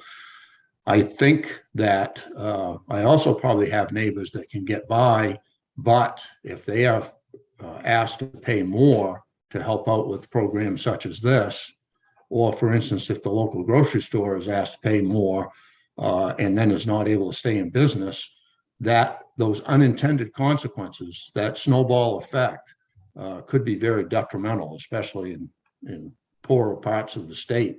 And I will not hesitate to remind folks that in the Pequot region, our average worker income level is $20,000 less than in the southern part of the very southern part of this state. So with that in mind, my question is, and I'm sure I already know the answer, I hope I do, is the Public Advocate's Office taking that into account as we look at this and other bills? Thank you. Yes, thank you, Representative Foster. Absolutely. You know, we understand that where by just moving the dollars around among ratepayers, we may be saving some ratepayers money, but causing more hardship for others. And it's something we've really got to pay very close attention to. The goal would be to find that sweet spot where for just a couple of extra dollars a month on the higher income ratepayers, we can come up with a fund of money that will make it possible for low income ratepayers not to be caught in the situation that none of us want to see them in, where they're choosing to either pay their utility bills or purchase necessities like food and medicine. So we're struggling with that. I perfectly understand that. And I also applaud Senator Vitelli for raising the issue in this bill as to whether we should go above 150% of the federal poverty guidelines. That's where we've been focusing in the past. This bill raises the question. It's a good one, and one that I want to pursue and understand and research as to whether we could go to 175% or 200% of the federal poverty to get at those moderate income folks who don't always come to mind immediately for support, but we know out there are struggling. Right now, the focus is on what we believe is 100,000 households that are in the 150% or below, and that is the core group. That is where the attention has been, and that's where this latest filing for the one-time bill credit. But let's not focus exclusively on that. Let's consider others who may also be struggling with the high bills. Any follow-up? I'll set Representative Foster. Okay, we will go next to Senator Stewart. Thanks, Mr. Chair, and good to see you, Mr. Harwood.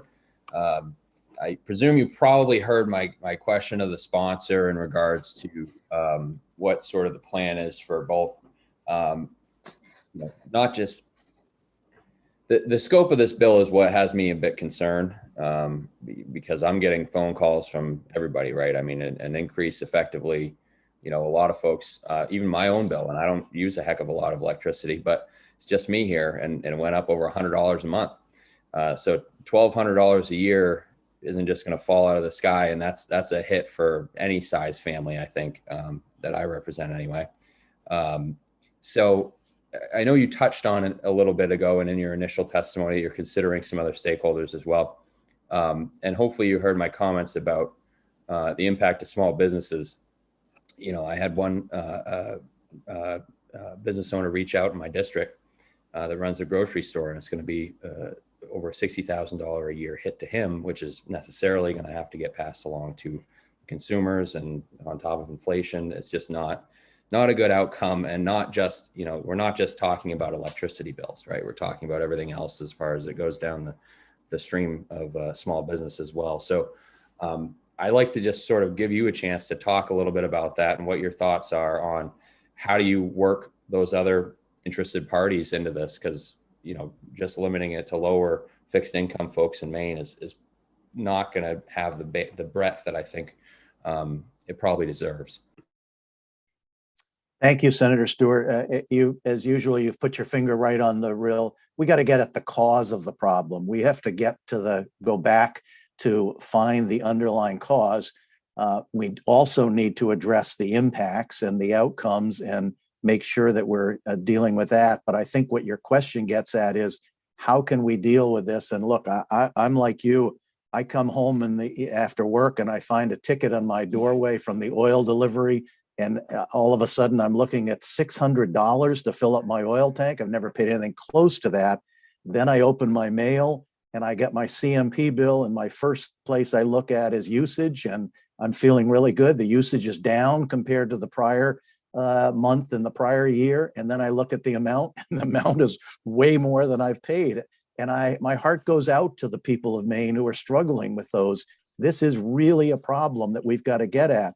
One area that I am going to focus on, whether it's through this stakeholder or others, is to try and take some of the volatility out of the standard offer program.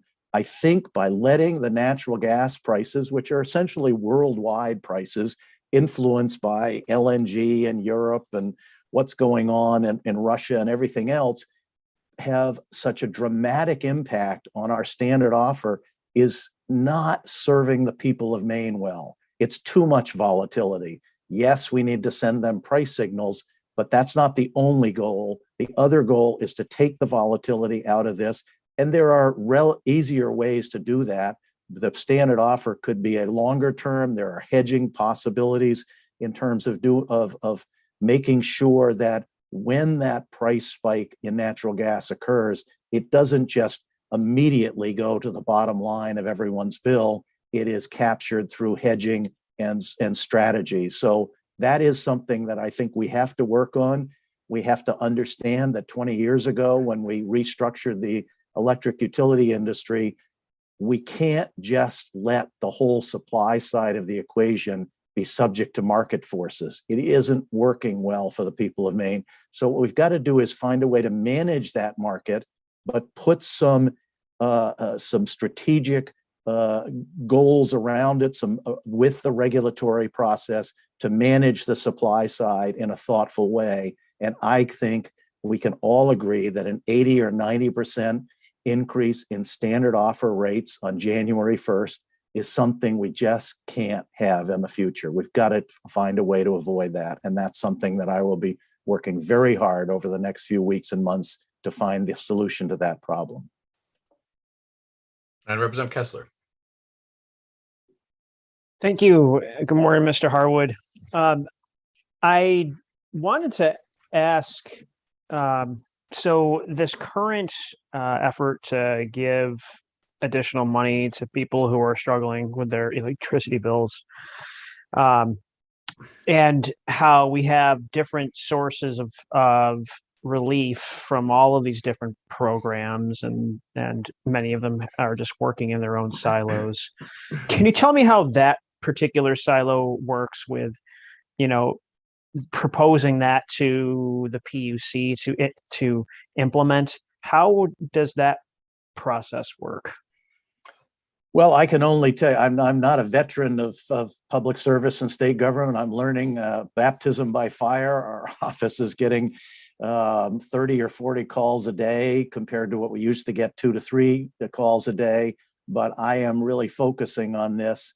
I can only tell you how that occurred. Once we got wind, once the governor's energy office got wind that those kind of increases were coming in late November, early December, a group was immediately put together with Maine Housing, with the Department of Health and Human Services, with the governor's energy office, the public advocate, the PUC, CMP, and Versant. It was a really big team effort. And we said, we have to do something. We can't just shrug our shoulders and let this go into effect. And one of the things we found is that right now, of the 100,000 households in Maine that are below 150%, we are only reaching through the LIAP program approximately 16,000. I was really shocked when I realized that. And this has a variety of explanations. The intake process is very cumbersome. It has to go through the CAP agencies. There's a variety of factors that have to be taken into account.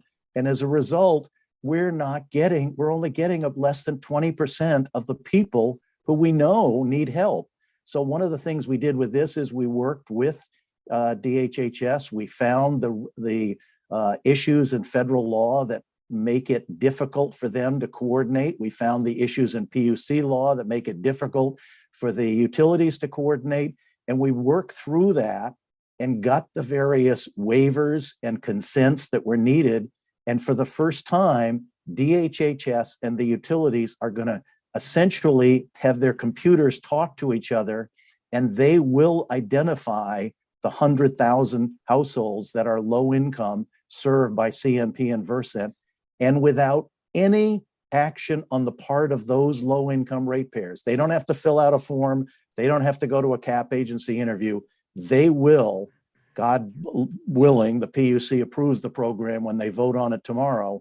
Starting in a few weeks, those credits will show up in their bill, hopefully with a nice note from the utility saying, we want to help you, we've done this, and we're happy to help you through this tough winter. So that's an example in which we can break down the silos. We get to the various state agencies, and Dan Brennan from Maine Housing deserves a lot of credit for rolling up his sleeves with his team and going and finding the $8 million. So we didn't have to put it on the backs of the Maine ratepayers or the Maine taxpayers. It came out of federal money, and God bless him for finding the money. And hopefully that's an example going forward where we can do better by these people. May I make a follow-up Representative comment? Kessler, yes. That's fantastic news, because I understand that that's exactly what was sort of holding Efficiency Maine back with helping to roll out more of the low to hotter income programs there. So that's good news to hear. I just want to emphasize when it comes to stakeholder participants, and I know we don't want too many cooks in the kitchen here, but what comes up over and over again when we're talking about this topic or around housing or food is that there really needs to just be one place for low-income families to go with minimal bureaucracy to just get the financial and resource assistance that they need. So I really just want to emphasize whatever shape this takes, bringing in those state agencies that are where we can create the opportunity of just simplifying and centralizing everything would be tremendously helpful. So. Yes, I couldn't agree more. Great. We will go next to Representative Grahowski. Thank you very much, Mr. Chair, and thank you, Mr. Harwood, for being here.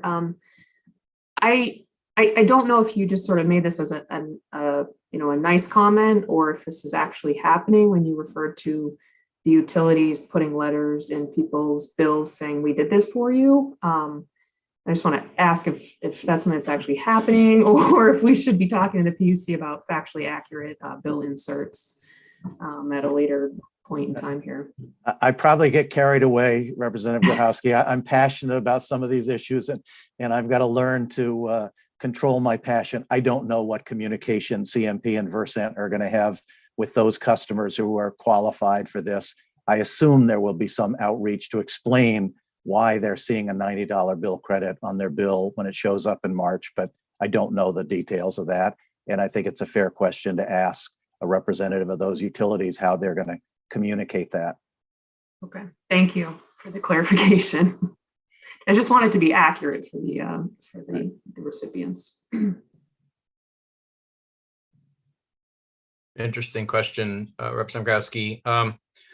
Mr. Harwood, I just wanted to point out a chart at the maine.gov/energy website that the governor's energy office keeps. The chart of heating fuel prices over the past almost 20 years. It goes back to October of 2004 and up to this month that we're currently in now.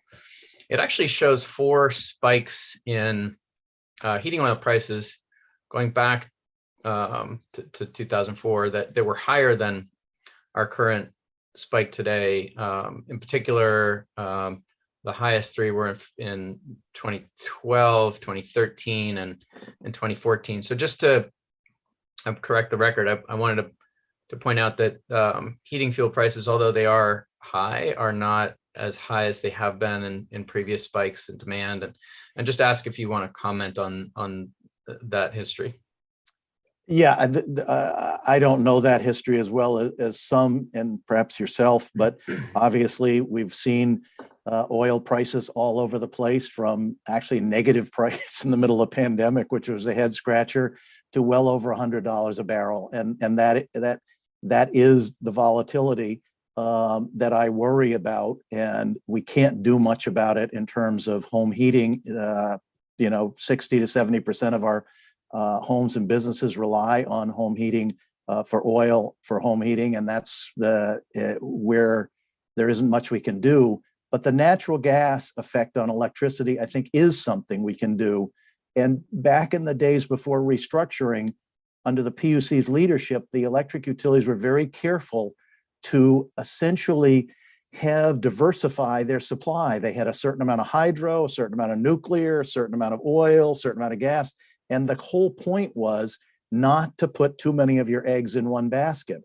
And what's happened with restructuring, because the engineering and cost considerations, we went to gas-fired generation. And now we're at the point where half of the electricity consumed or generated in New England comes from gas-fired generation. That's not a healthy place for us to be. We are now at the mercy, not just of the fossil fuel companies, but we're at the mercy of the world prices for natural gas.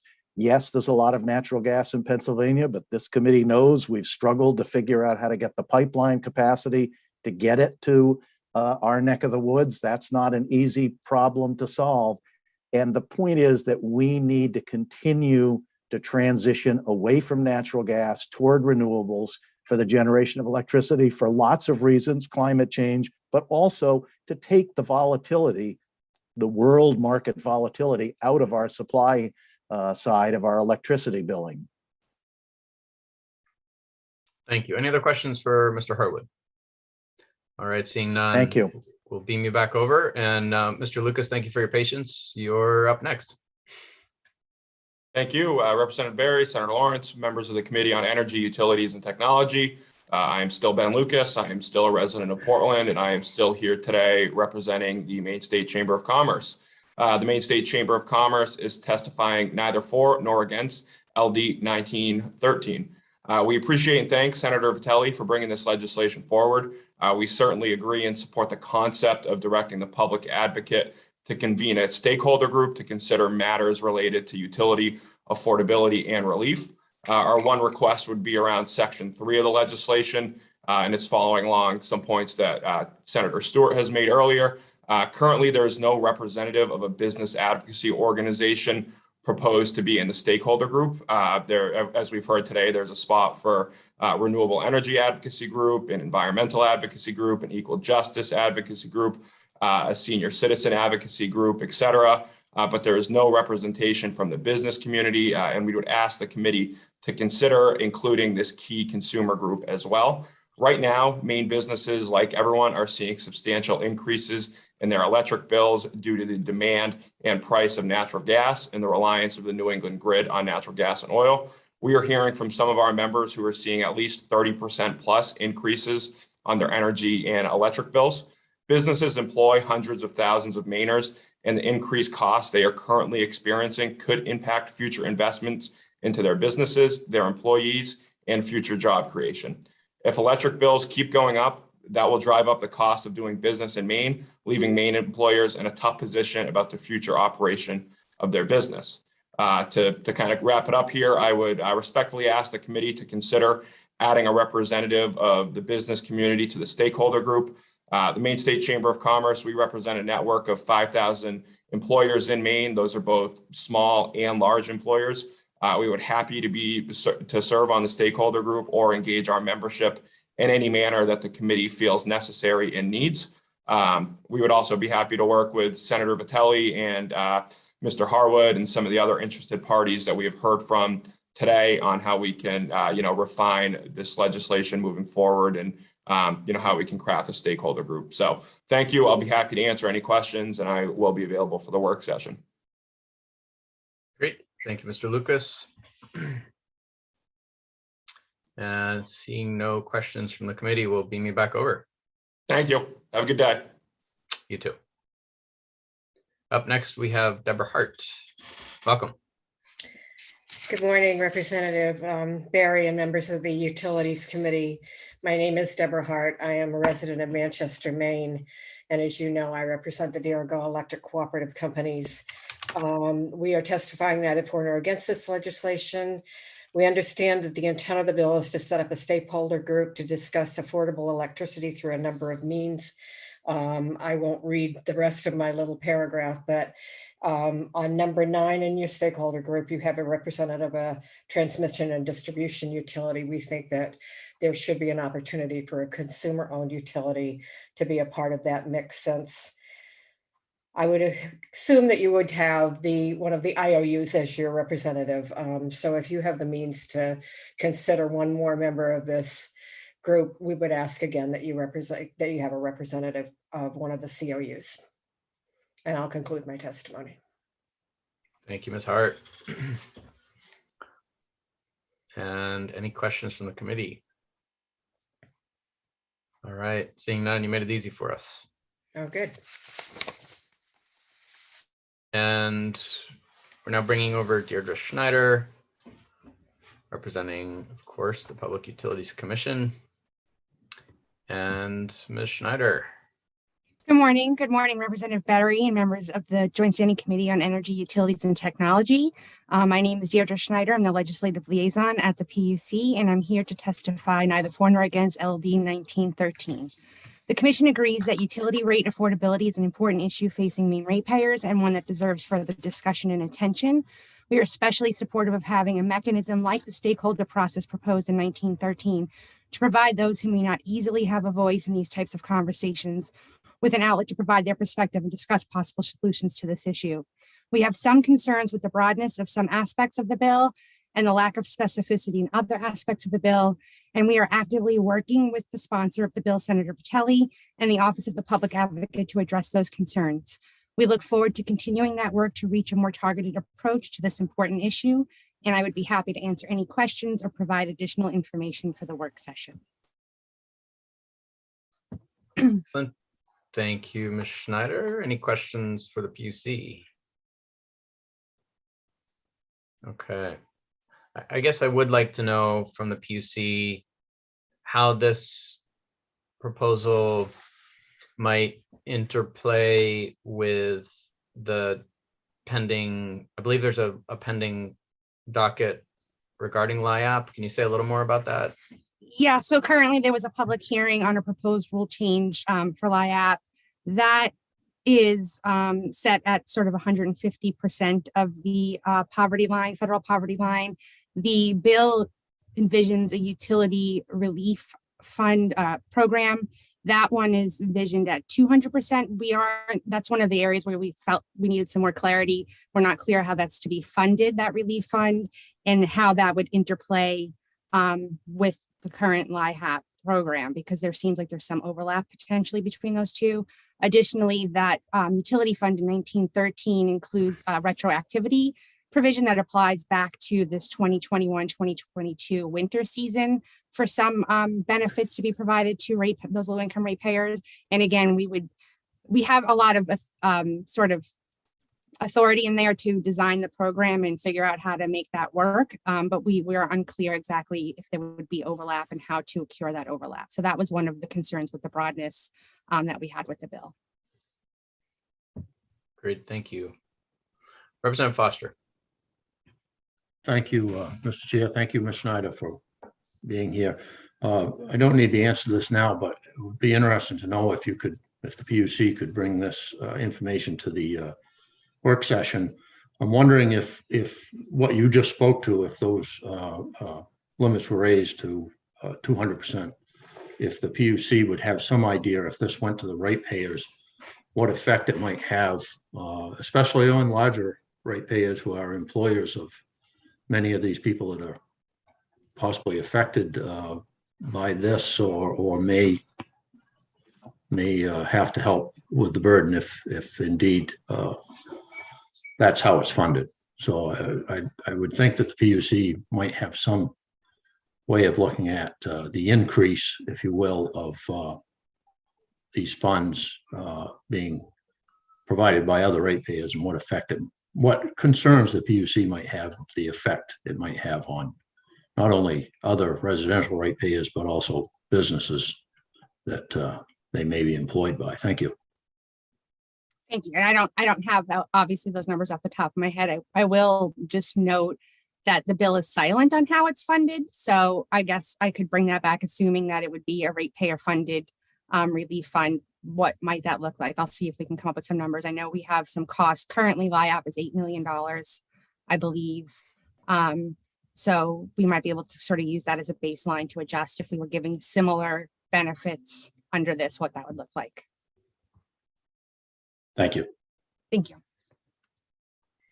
Ms. Schneider, I think we've been circling around kind of two different questions. One is the question of specific relief for a specific population, and the other is the larger effort to make sure that energy is affordable, especially within the tools we have, primarily the regulatory tools. So my question is for the commission is, does the commission in its statutory powers and obligations feel that there is clarity about its role with respect to those two parallel and sometimes even competing priorities? So to be clear, you're asking if it's clear from our statutory framework, if it's the role of overall affordability for everyone versus providing benefits for low income. Right. And if you can characterize that general authority and obligation, what is the primary and role of the commission, and to what extent does it feel comfortable wading into the? I mean, I think it. I'll make a statement and you tell me if you disagree. The commission generally is looking at affordability for all, and that's sort of structural affordability without regard to need, and has some limited powers, but perhaps not a great deal of precedent or even comfort with the question of specific populations. Is that, would you agree, disagree? And then I have a small follow-up. I might be going on a limb. I don't want to make some broad statements. I mean, I would say that generally the framework is just and reasonable rates, and that's a very broad sort of directive.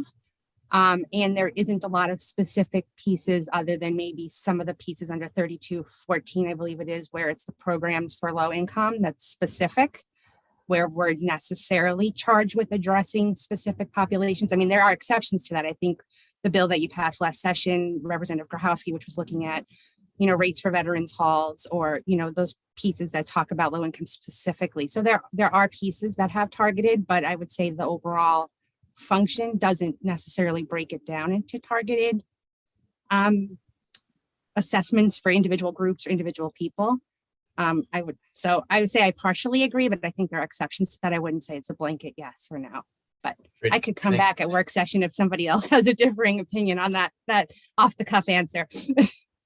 That's fine. And a final question is, could you just remind me, because I don't recall, is the 150% of federal poverty level that we've been referring to, is that something that has been established legislatively or independently by the commission? The 150% is currently what is being looked at in the rulemaking to expand eligibility to 150%, I believe. So that would be through the rule process. Got it. And that Thank was the result, I think, of multiple stakeholder conversations in a proceeding that the commission engaged in with stakeholders like AARP and others to see how we could expand low-income assistance. Thank you very much. Any other questions for Deirdre? All right, seeing none. Thank you. Appreciate your visiting. And Jason, do we have anyone else? Not that has met the deadline. I think there may be at least a couple other people that are. All right. So at this time, let me just ask those who are still attendees and have not had the opportunity to testify but wish to present their testimony verbally to raise their hand. And I'll recognize you in the order in which you appear on my screen, beginning with Japhet Els, representing AARP. Greetings, and thank you very much. Appreciate the opportunity. My name is Japhet Els. I'm the Advocacy and Outreach Director with AARP here in Maine. And as you probably know, we are a nonpartisan, nonprofit organization with more than 200,000 members statewide. And I'm here to testify neither for nor against LD 1913.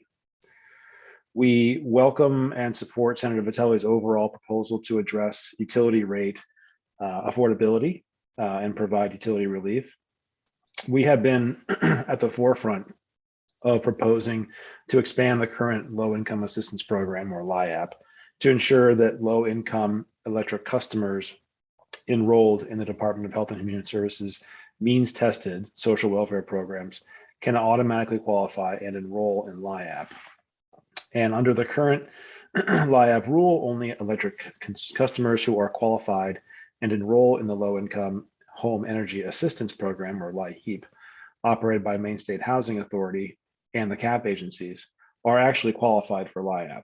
So this policy is hopefully, as you've heard, going to change with the proposed rule amendment published by the Maine PUC that will allow the DHHS clients to meet the income guidelines of 150% of the federal poverty guidelines to qualify for the program. And just for the record, we would support conversations to expand that to 200% of the federal poverty guidelines. This rule change, assuming that it's adopted, will of course greatly expand the electric bill assistance to tens of thousands of needy Maine families. Senator Vitelli's proposed bill contains several laudable objectives that we want to highlight. However, we also urge the committee to review this proposal with the need for the coordination of several conversations that are already underway to improve the rate equity and affordability of Maine's vulnerable electric customers. For example, PUC has the LIAP rulemaking that's pending. In addition, this committee has sought to define and implement policies to ensure environmental justice pursuant to LD 1682. And those discussions are underway with a wide range of stakeholders via the Governor's Office of Policy Innovation and the Future. And also, the Maine Climate Action Plan includes Equity Subcommittee, whose recent report should also be taken into account in this conversation and debate.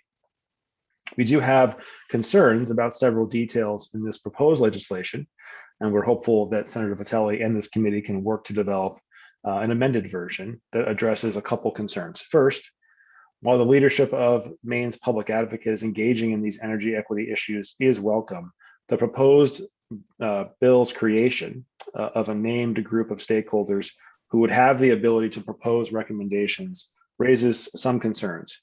It is our view that the Public Utilities Commission's statutory obligation to meet the quote needs of low-income customers in the development of its low-income programs and the public advocate's statutory obligation to give a high priority to the needs of Maine's low-income energy customers are sufficient to hold those offices accountable to the development and recommendation of policies to address these needs.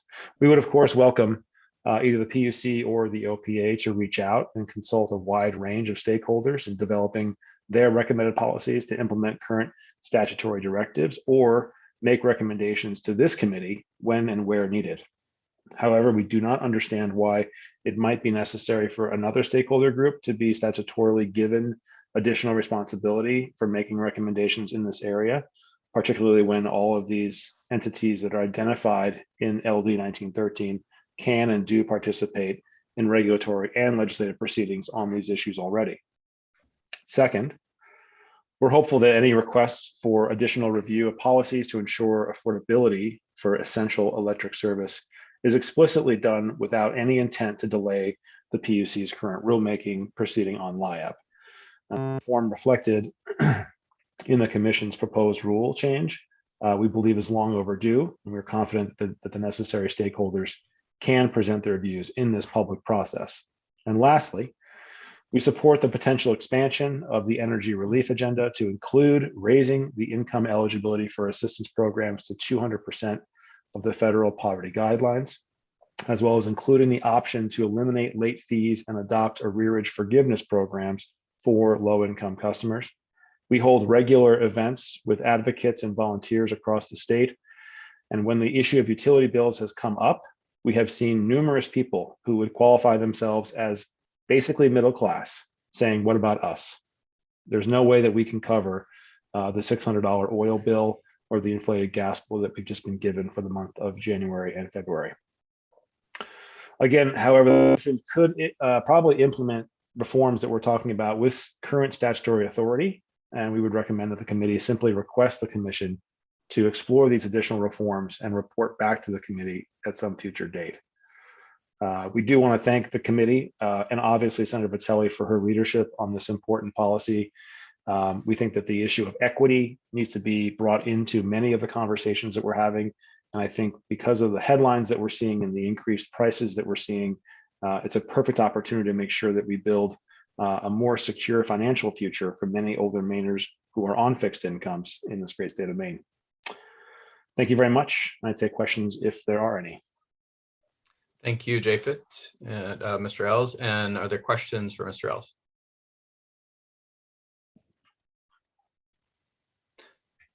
Just a quick one. Mr. Els, could you remind us, there was in November a 17.5% rate hike in the Versant territory.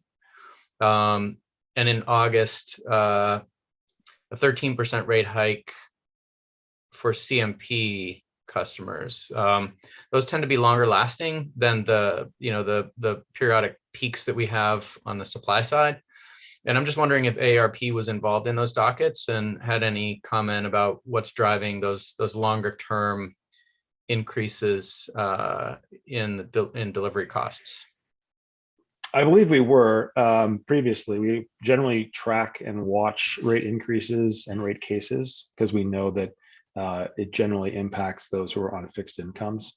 I can look to see if we have confirmed documentation that we've submitted in the past to back that up. But obviously, I think we're all seeing a massive uptick in the concern with the recent rate hikes that have come through. I know that those are different than the rate cases that have been submitted by some of the utility companies previously. Great, thank you. Yeah, I'd be curious. Maybe you could get back to us for the work session and just confirm one way or the other. Thank you very much. Will do. Any other questions for Mr. Els? All right, seeing none, we will move on to hear from Mr. James Cody.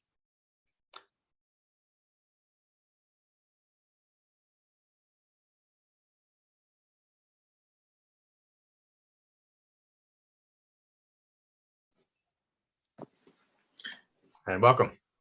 Good morning, Chairman Barry, members of the committee. My name is James Cody, and I reside in Farmington, Maine, and I'm here today on behalf of Versant Power. Today, we're testifying neither for nor against LD 1913, and I will avoid reading my testimony, but I did just want to touch on a few quick points. The first being, we certainly appreciate that Senator Vitelli has brought this legislation forward. Obviously, there are a variety of different circumstances that have proven important in terms of examining rate affordability for all Mainers, for all businesses. We know that we play a big role in that. There are a variety of other dynamics that are playing roles in that. And so this conversation is obviously a very timely one and is important for the future.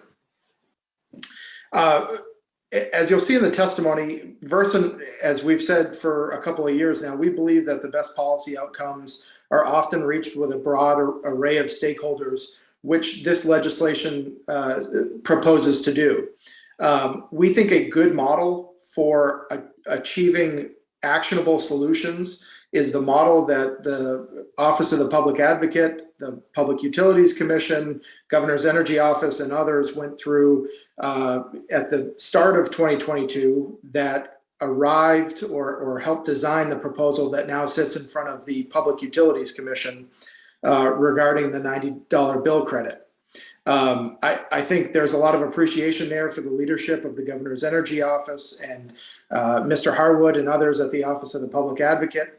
But that process was constructive, it was goal-oriented, and it was nimble. And we think that it arrived at some conclusions that will be actionable and help a vast number of households. I think 90,000 Maine households should benefit from that proposal.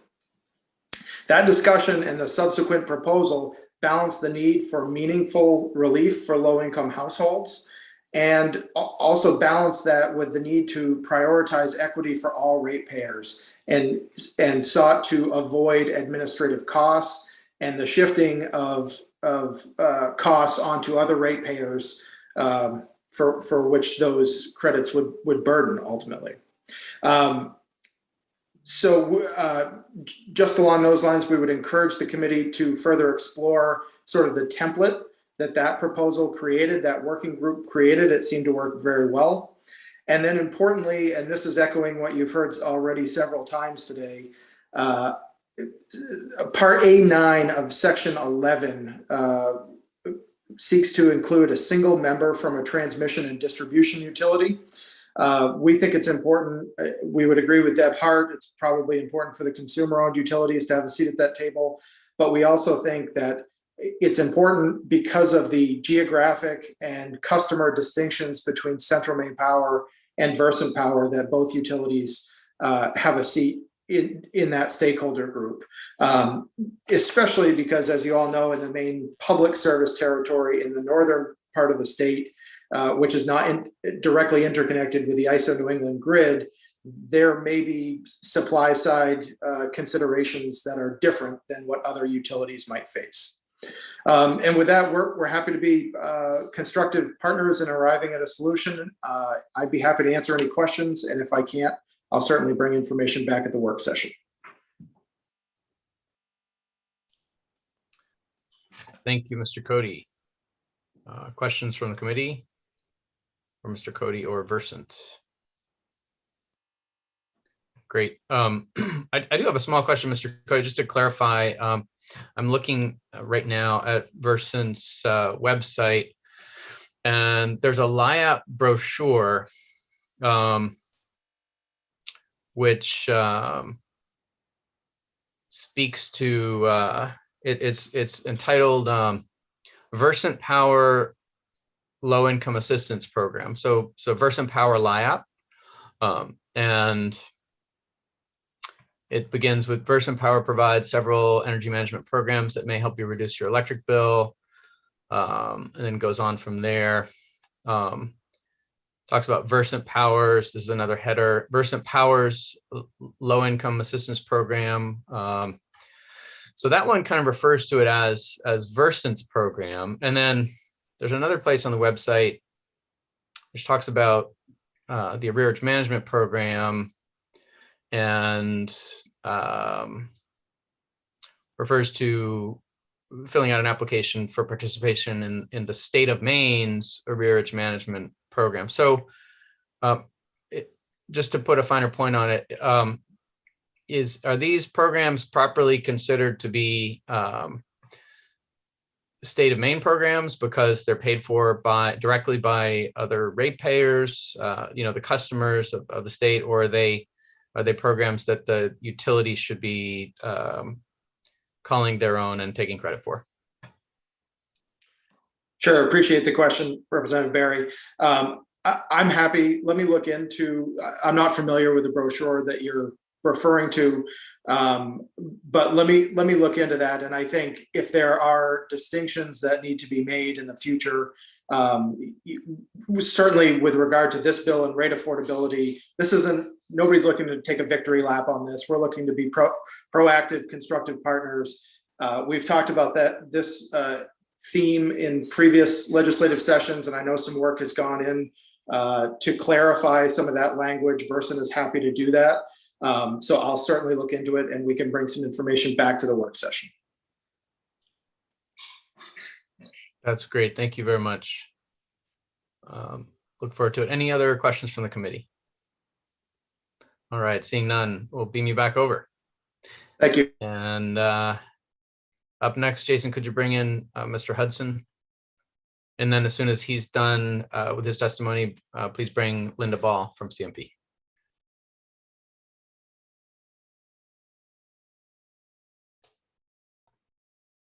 Welcome, Mr. Hudson. Thank you, Representative Barry. Good morning again, Representative Barry, members of the Joint Standing Committee on Energy, Utilities, and Technology. I am not Tony Buxton. I am, in fact, Stephen Hudson, an attorney with the firm of Purdy Flaherty, and I'm here today on behalf of the Industrial Energy Consumer Group, or IECG.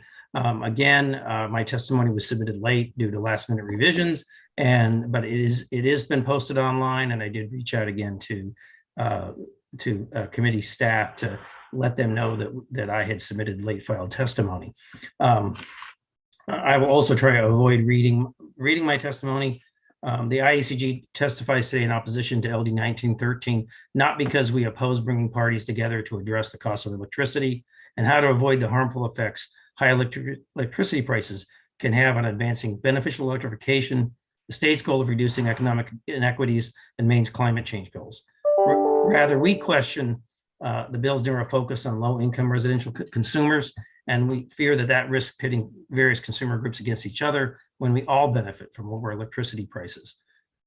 We are encouraged that by what we've heard from the sponsor and from other parties regarding expansion of the working group. I think the fact that people want to serve on it tells you that it's an important thing, and we would certainly support that. We do oppose the mandate on the commission contained in the second part of the bill, at least because we think it ought to the committee at least ought to make sure it has the flexibility to allow that program to adapt based on the regulatory efforts that are currently underway. Again, those are efforts that the committee has heard about today from other speakers. We would note that apparently 90,000 Mainers currently qualify using the 150% of poverty guidelines or below, and that I think the OPA has commented that to have an adequate LIAP program to address those needs might be as much as $44 million versus the $8 million LIAP program today. We have no idea how much larger that number would grow if you increased it as proposed in the bill to 200% or less of the poverty guidelines. We're not opposed to that. We just are providing the information we have for the committee's consideration. We also suggest that in addition to the parties that you've heard about so far, including large energy consumers who have spent a lot of time working on regional, national, and local energy issues, we think we have something to offer that brings some expertise. Tony Buxton from Purdy Flaherty certainly participated in reviewing proposals that led to the current program that was led by the GEO and OPA and is now before the commission. And we would look forward to continuing our involvement going forward if the committee decides to pass this bill in an amended fashion. We have no opposition to the T&D utilities participating, but we'd note that it is the capital programs of such companies and their regional counterparts that increase the delivery charges on the main consumer's electricity bill on an annual basis. And at least in my recent memory, which as I'm getting older is perhaps less certain, I rarely, if ever, remember a decline, but I always seem to remember increasing trend line. In addition, those utilities are not directly involved in supplying electricity to main consumers. You've heard from Constellation, and I can tell you that I have spoken with other national and reputable competitive electricity providers who are very interested in joining the effort here. They see that they have they can bring their understanding of the electricity supply market, and many of those companies, whether it's Constellation or companies like NRG, have very creative and innovative programs to increase customer choice while ensuring customer protection. They even have fixed contract pricing that could have cushioned, if they were available more broadly in Maine, could have cushioned the rate shock of the standard offer perhaps, or at least provided an alternative. Some such companies often also offer customers a range of green energy options, and they can be important in increasing the availability of renewable power to residential customers without increasing the costs to those other customers. We also question the inclusion of renewable energy and environmental advocates in a work group designed to lower costs. We assume that their inclusion is intended to help address the goal of increasing access to renewable power, a goal that we support. But it appears when these parties are also seen to be actively engaged in protecting the current NEB programs that are set to substantially increase consumer costs by 35% or more over the next few years. Their participation is more likely to seek to protect, if not expand, such expensive programs. It's fairly simple. The best way to increase access to renewable electricity for low-income and disadvantaged groups is to cost-effectively green the grid through Maine's purchase of cost-effective grid-scale renewables and to open Maine's electricity supply system for full competition with rigorous requirements for green energy offers and robust consumer protections. One concrete step this committee could also take would be to amend the bill to remove the standard offer windfall from subsidies paid to NEB projects. This windfall, which was occasioned by what we all hope is a short-lived increase in the standard offer, was not contemplated when the legislature enacted LD 1711. But eliminating it would also reduce electricity prices without disturbing the expectation that renewable energy developers had in developing their solar projects under NEB. And then yet another question for the committee to consider is why all of the renewables Maine has purchased through the years and their environmental attributes known as RECs are not held for use by Mainers. Again, thank you for the opportunity to submit these comments. I'm happy to answer any questions specifically with regard to natural gas, who somewhat unfairly is painted as the villain in the current situation. But we will participate at the work session, and we're glad to work with the sponsor and all proponents to shape this legislation to create the best possible value for Maine. Thank you. Thank you, Mr. Hudson. Are there questions on the committee? All right, seeing none, we'll move on to hear from Central Maine Power. Thank you, Mr. Hudson. For representing ICG, and Linda Ball. Good morning. Linda, welcome. And go ahead. Thank you, Barry. Can you hear me okay? Yes, we can. Oh, good. Thank you. Good morning. I'm Linda Ball, and I'm the Vice President of Customer Service for CMP. I'm here today presenting testimony neither for nor against LD 1913. First, I do want to confirm for everyone after this morning's discussion, we will have a special bill message on CMP bills for customers who receive the $90 bill credit. The message is going to say, an energy supply relief credit has been applied to your account. This credit is to help our customers offset the increase of the standard offer supply price this winter. If you need help, please visit cmpco.com/helpwithbill for assistance programs and way to manage your usage, or call us. We're happy to help. So I think that answers some questions this morning about whether or not customers will know they're receiving a credit and why. CMP has submitted written testimony to the committee on specific provisions of Senator Vitelli's bill. So I'm not going to reiterate that here. And many of our comments and concerns have already been addressed by others participating this morning. I do want to comment specifically that I appreciate Senator Vitelli's efforts to convene a stakeholders group to look very holistically at energy affordability, especially this year when the worldwide energy prices are creating a real hardship for so many of our customers. This approach can look very broadly at ways to help, perhaps above and beyond offering a low-income bill credit. As Senator Stewart and others have already commented this morning, at CMP, we see this affecting not only low-income customers and residential customers, but also people who might otherwise be able to manage their bills, and who typically can and don't need help, except for the significant supply price increase this winter, especially hitting as it does with the cold weather that we see every year in January and February in Maine. These are customers who may not normally be considered low income and who may have a challenge with pride and not wanting to ask for help. So trying to figure out how to help those folks is really an important interest for CMP. The Office of the Public Advocate, in my mind, does seem to be the appropriate group to balance the desire to help people with the affordability, along with the potential impact to other ratepayers of vastly expanding any low-income assistance programs. Our testimony submitted this morning also included a summary of existing low-income programs in the state, hoping that perhaps that might be helpful to everyone on the committee as you look at these programs. And it also included a very brief summary of the two proposed expansions, both the $90 bill credit and the proposed expansion before the PUC to expand low-income eligibility to the 150% of poverty levels. I'm optimistic that the stakeholders group envisioned here will identify ways to improve affordability for everyone. I don't know exactly what that looks like. To be honest, if it was an easy answer, we'd have it by now. But I do look forward to the working groups on this topic and potentially to joining the stakeholders group to try to figure out what that can look like for all of us. So I appreciate your time this morning. I appreciate the efforts to make energy more affordable for everyone. And I'm happy to answer any questions you may have. Thank you, Ms. Ball. And are there questions from the committee? Representative Foster. Thank you, Ms. Ball. Thank you, Mr. Chair, and thank you, Ms. Ball, for the testimony being here today.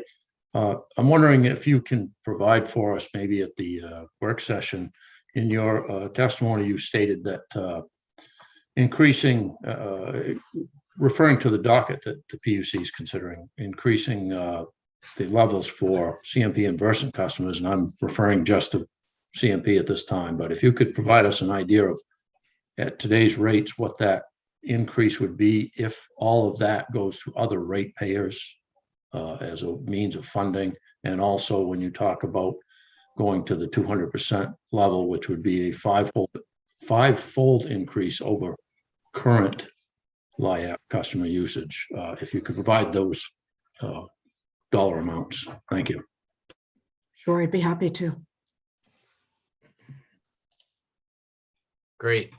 And a clarifying question. Thank you for the for reading us the notice that CMP intends to send out to customers who receive the one-time $90 relief payment. I just wanted to clarify. I may have missed it, but is there any explanation of how that $90 is being funded in the communication you're sending out? I didn't hear it, but I just wanted to confirm with you that there's not currently an explanation of the funding. No.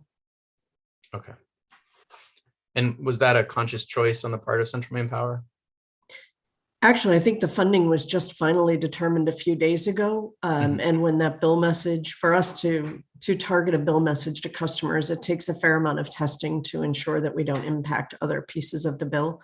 So that was designed in a generic way back in early January when discussions were still ongoing and funding hadn't yet been determined. So it would be very challenging for us to quickly turn around a bill message like that after PUC deliberations without delaying provision of the credit to customers.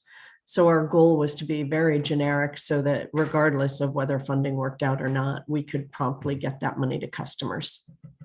Great, thanks. And as a follow-up, is that language pre-approved by the commission, or is it something that CMP it drafts and decides on independently? I don't believe there are any regulations around bill messages that the PUC is required to approve them. So. Great. And then just as a follow-up, this is the sort of the question I was asking Mr. Cody regarding Versant. On the CMP website, the arrearage management program generally seems to be described as the state of Maine's program.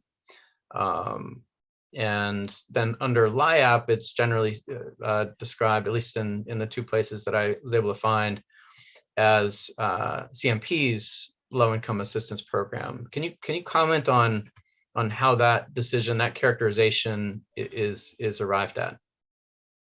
You know, it's a really good question, Representative Barry. I appreciate you asking that. Our experience has been that some customers don't want to be considered low income, or they don't want to be referred to as low income.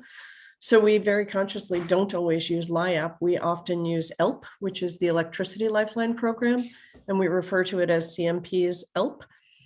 Our hope is that it's less off-putting for customers and that they don't feel quite as constrained by a low-income label. Our goal is to get as many people involved as possible, and we often try to use phrasing that will make it feel, I guess, less pokey to customers. I don't really know the right word for it, but truly the goal is to not feel like we're designating customers as low income by giving them help. We're always happy to look at that phrasing, and if there's something that would encourage more customers to participate, we'd be happy to talk about it. Yeah, and I think part of what I'm interested in, because I didn't actually find the ELP program, but I'm sure you're correct that it's on the website described that way as well, is you know, how is it, how does CMP decide, you know, we're calling this our program and marketing it as CMP's program, or, you know, the alternative, which appears to be, you know, to say that it's the state of Maine's program? I don't think I'm not really sure how to answer that, Representative Barry. Again, our goal is to encourage participation. And honestly, what our conversation this year particularly has been with customers is to encourage them to get whatever help they can. And in a lot of our conversations with customers, we've talked about things like stimulus checks and suggested that nobody sends back their stimulus check and says, I don't need help, please take my check back. And we look at things like ELP and AMP and LIHEAP the same way, to say these are programs that are out there to help everybody. And when you can afford to, and when you're working, you're paying into these programs. And we really would like everybody to participate in taking that help when you need it to make things affordable. I'll be honest, I look a little bit less at the phrasing than at the marketing, simply in terms of encouraging people to apply. But again, if folks have a very specific opinion on what that naming convention should look like, we're happy to talk about it. Thank you, Ms. Ball. Are there other questions from the committee? Representative Kessler. Yeah, just a quick clarifying question. Good morning. ELP is the LIAP program for CMP, that's correct? Yeah. Yes. Okay. And Representative Foster. Thank you, Mr. Chair. This may be a suggestion or a question for you, for the chairs more than Ms. Ball, but it might be of interest to the rest of us on the committee to get a refresher from our analysts. As I recall, either last session or in the last legislature, this committee addressed how those communications might be worded. And as I recall, we agreed that we should make some statement in there that was being funded by other ratepayers, but then we changed our minds once we realized that some folks may not want to know that their neighbors were helping to pay their light bills. So And I don't recall just exactly what the final result of that was, but maybe we could find that out for ourselves, or maybe CMP might have some information there as well. Thank you. Thank you, Representative Foster. And I think that there was a discussion. I'm not sure it pertained to all of the programs or just one. So it's a welcome suggestion. And I, for one, will always come down on telling people the truth. I'm happy to respond to that if I could. Oh, yes. Yeah, please go ahead. Sure. There was a determination last session, I think, by the committee that the arrearage management program needed to include very specific language in marketing programs. So CMP worked to update all of its letters marketing the AMP program and including very specific language. It was quite prescriptive, down to the font size that had to be used to tell people where the funding was coming from. Again, I don't have any interest in not telling customers the truth. We do our very best to tell customers the truth all of the time. To Representative Foster's point, it is an interesting balance for us between telling customers exactly where the money is coming from, as opposed to really actively trying to get people involved in programs that make their energy affordable without offending perhaps the fringe customers who aren't getting help and are funding those programs. So I always encourage those conversations just to think about how it's perceived from both sides of that equation. I never want to market an assistance program in a way that makes customers feel like they're at the bottom of the ladder economically. I think that's challenging, and we've very clearly heard from customers that discourages some people from asking for help. So we're trying to normalize the assistance, and I look forward to this potentially the stakeholders group finding ways to make it more affordable on a broad basis as opposed to a one-time credit or grant from any agency.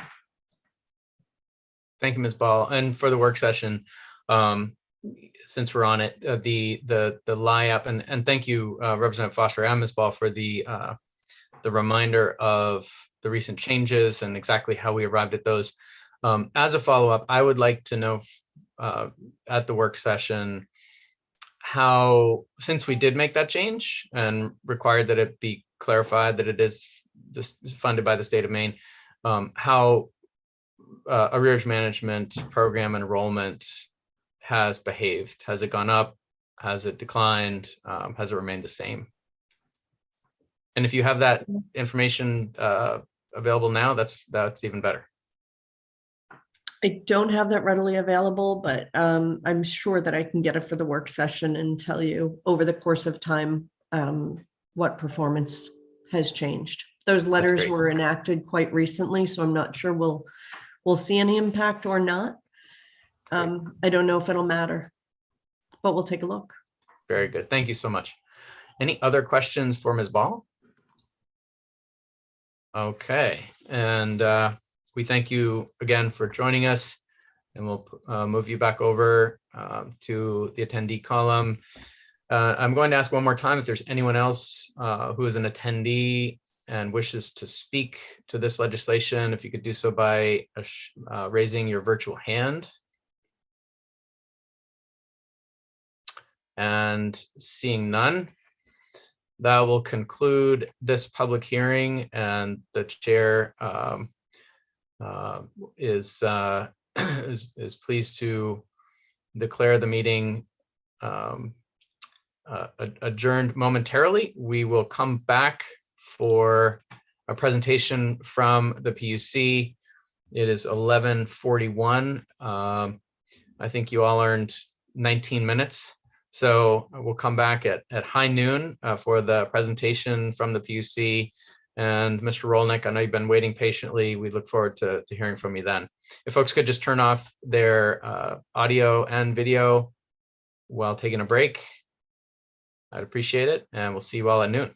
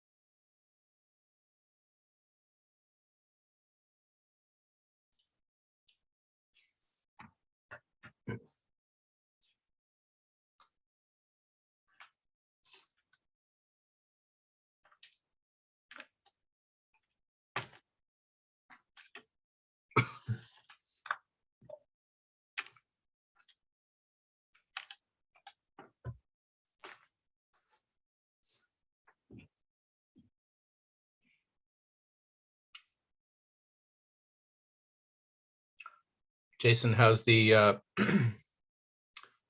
pilot going with the committee room system? As far as I can tell, it seems to be working well. That's great. Makes me all wistful to see our committee horseshoe all lonely like that. Yeah, it's just me here today. I'm curious, can it be centered, or is that the best position for that? From what I'm being told, that's the best position. There's a post in the center of the room that sort of prohibits it being centered. It would probably need a pretty wide angle lens to bring it all in from the middle. And it would make us look even funnier than we look in real life, Representative Kessler. Yeah.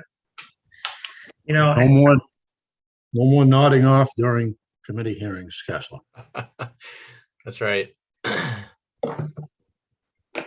It's just, this is how I roll. I have this narcolepsy thing, you know, when you start hearing all kinds of facts and figures, it's just a Zen mode for me. I get really relaxed. Yes. Just a question about that hybrids head-up too. Is the thought that we'll be able to broadcast from our seats too? So like I'm broadcasting from my laptop right now. Would I also do that in the committee room? As far as I understand, you can. It's set up to do that. Yes, you just have to. I think you have to mute your computer so that there's no feedback in the system. Gotcha.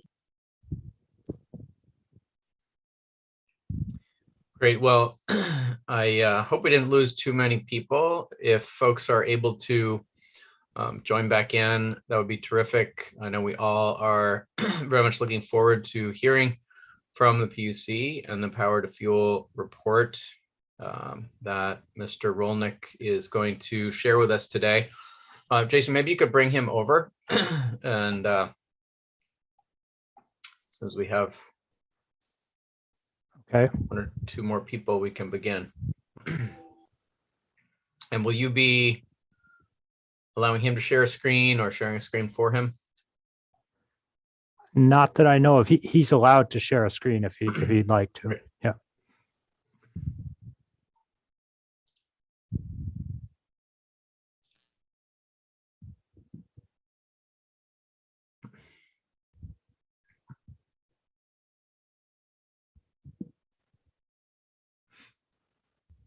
Okay. Mr. Rolnick, can you hear and see us?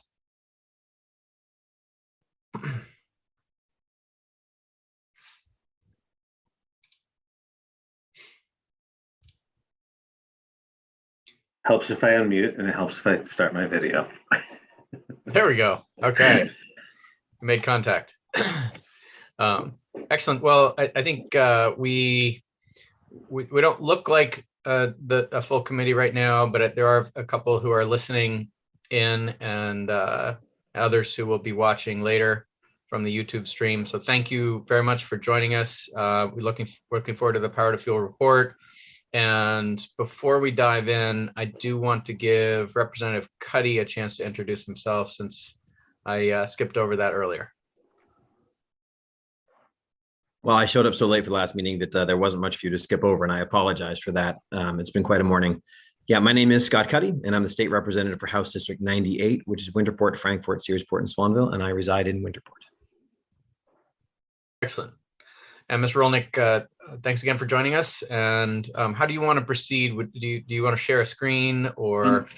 Yeah, if we could do it like we did last time, I created a slideshow like I did last time. Yeah, excellent. So I think we made you a co-host or something like that. Is that right? He should be able to share his screen from where he is without co-host. Great. Why don't you go ahead and try sharing, and we'll hope it works. One, screen two.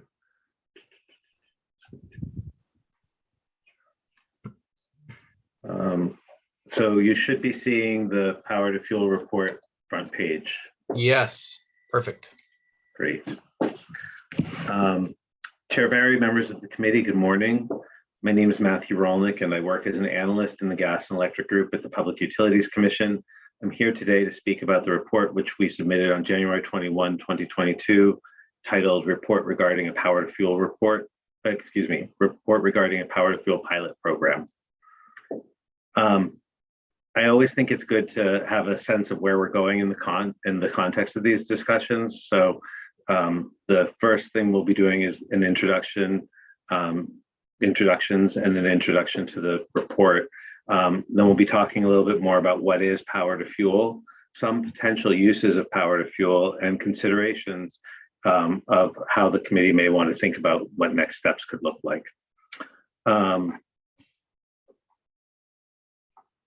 So first, I'll start with a little background on the report itself. This arose from a requirement in LD 528, which ultimately became PL 2021, Public Law 2021, Chapter 298.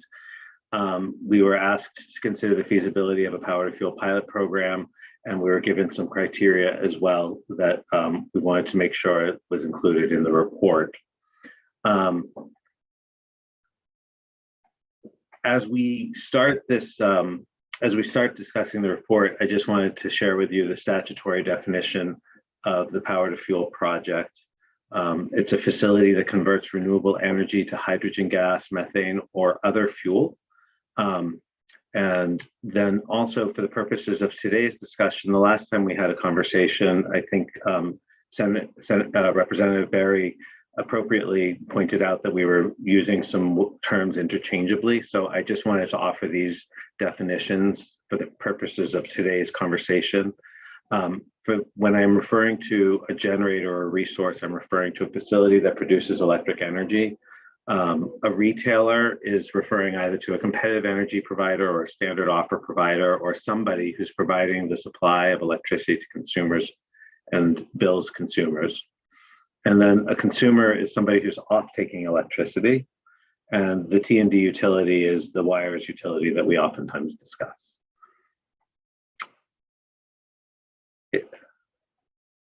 So before we get too deeply into this, I'd like to briefly discuss some of the physical requirements of the grid. You've seen this diagram before that we're about to see. It's simplistic, but it captures the important information. As we've discussed in the past, there are generators who are putting power onto the grid. We are referring to that as generation, and that's everything which is above this line here. Then connected to the grid also are consumers who are taking power from the grid. They are referred to as load. What we do know about, or what do we know about what must always be true when we're looking at the generation and load on the grid is generation must always be equal to load. In the cases where you don't necessarily have that balance, it can happen that, for example, generation is less than load. You could end up with brownout conditions, poor power qualities, blackouts, etc. Conversely, if there's a lot of generation and very little load, you can also end up with blackouts and thermal overloads. When we're in the situation that I was talking about here, the solution is to curtail load to reduce what the load is. When we're in the situation I'm discussing here, there's a couple of options. The generator is able to curtail down or dispatch down or curtail the load of what's coming on to the grid. So to make this a little more enlightening about how could power to fuel help, what I want to do is give you a little bit of a scenario with that basic knowledge that you're now armed about the load and generation needing to be equal. I'd like to just give you a little scenario that will help you to see where power to fuel could help. And then we can talk about some of the ways that that may be difficult to achieve or may be easier to achieve. So currently the way it works, the grid operator tells all the resources, solar, wind, gas, diesel, at any given moment that they're going to be dispatched up or dispatched down based on actual load conditions.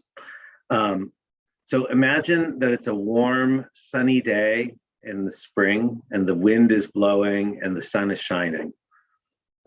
Something that's nice to imagine this time of year. Everybody's outside. There's very low load in terms of cooling or heating. Lights don't need to be on because it's bright and sunny, and there's very little load. This would be a high renewables production time. The grid operator will recognize that it's a high renewables production time, but they're also going to need to dispatch down in order to curtail generation in this circumstance. So when they go to dispatch down, that actually could be curtailing renewables at a time that we're trying to increase the amount of renewables on the grid. So what are some alternatives to curtailment? One alternative would be to put extra load on in some form. So the easiest one to sort of see is battery storage. And there's a lot of work that's happening in the battery storage area. And what happens is the batteries would accept extra load, and then that load would be available to dispatch at a later time. And that would ostensibly have come from renewables in this scenario that we talked about. Another option, and I apologize that my icon looks an awful lot like a factory icon. I just am not a graphic designer, and this is what I had access to, would be power to fuel. So you could take that extra energy and use it to create some sort of a fuel through electrolysis or a number of other different processes. And then that fuel could be used elsewhere. That fuel could be used elsewhere on the grid, either to regenerate electricity, or it could be used, if the fuel being created was hydrogen, it could be used to power cars. It could be used for something else. The next charge that we were given was to bring up some examples of how power to fuel projects are being used in other states. So one use that we saw, and what I did was I just selected a few from our report. The report has additional projects in there from what I'm showing you right now. One place that they could be used is to replace natural gas. So New Jersey Resources is using electricity from an adjacent solar facility to get gas, which they then blend into the gas distribution system. There are some projects that actually use the gas to run generators. Some just put it generically into the gas system. It also can act as a battery. In Vermont, there's a project which is using electrical power to compress air into a liquid state. And then as that compressed air goes back to a gaseous state, it powers a turbine. Again, a way of using excess energy in different places.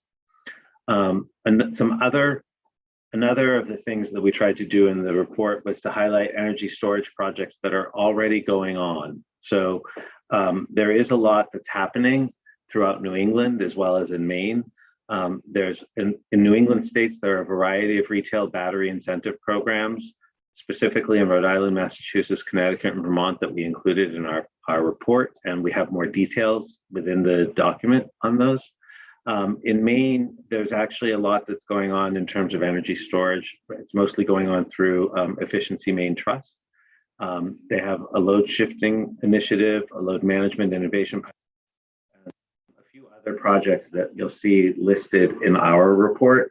We also have provided links in our report to Efficiency Maine's site so that you can see in their own words exactly what those programs are doing. The load shifting focuses in most of, if I were to characterize what I saw in the Efficiency Maine Trust, I would say that most of their programs are focusing on load shifting, and they're using a combination of EVs, heat pumps, thermal storage, and batteries. And and last but not least, that I wanted to bring up is that the market is actually beginning to also bring online a number of storage resources to address issues around that mismatch of what will happen during a high renewable production time and a low load time. And at grid scale, in the most recent ISO New England auction, which was FCA Forward Capacity Auction 15, there's 600 megawatts of new capacity that that successfully bid into that auction, meaning there will be an additional 600 megawatts online by 2024. And that's just the functioning of the marketplace.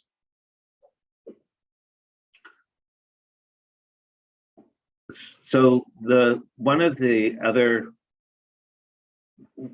things that we thought about as we were doing this report, because the report asked us to as well, is where could power to fuel projects potentially help? What are the baskets of goods that power to fuel projects can provide for us? So one of the, here I've listed them out. They're complementing renewables generation. So especially in those times where we have a lot of renewables going onto the grid, but particularly low load, that would be a way of being able to ensure that we have it. So for example, solar power isn't very functional at night, but it would be great to have some way of shifting the generation so that it is usable at night. It can also be used to defer T&D upgrades, depending on where the power to fuel project is put. It would need to be sized very specifically, and it would need to be very planned that that's what it's trying to do. It also can encourage renewables developments in areas with low or negative prices. I show this graphic on the right-hand side of the state of Maine and the different utility territories, just to point out that we have a broad diversity of, ISO New England and NMISA have two different pricing structures, two different markets. There are COUs and IOUs, and there's very dense urban areas and very broad rural areas. So, a PTF, a power to fuel facility, is not necessarily a one size fits all. Also, it can provide benefits to natural gas consumers, potentially, and it could possibly also provide industrial feedstocks. When you look at a power to fuel project, you need to see what the output is going to be. It could be hydrogen that's being used as a fuel to do a generator. It could be hydrogen being shipped off to someplace else. It could be ammonia. It could be, there are lots of different chemical outputs that could come from a power to fuel process. And they don't all the highest value may not necessarily be putting it directly back onto the grid. So this brings up the points to ponder that if the committee were looking to establish a pilot, there are a lot of questions to ask. First of all, there are a lot of questions to ask, and they're specifically around understanding that the power to fuel facilities and the technologies that are available become very highly operational and location specific. The commercialization is in early stages. The vast majority of the projects that we put on to our report have only recently been built or are in the process of being built. None of them have results available yet. It's hard to know when those results will be coming online, but most of these are being built in being approved in 2019 and 2020, 21. So it's still very early days. And another interesting fact that we found when we were looking is that there could potentially be multiple forms of funding available. NREL is doing a lot of research on different aspects of this. And there's also some other potential funding sources. The DOE, USDA, and the Maine Technology Institute might also have funding available, but it's, we have to check with those. I think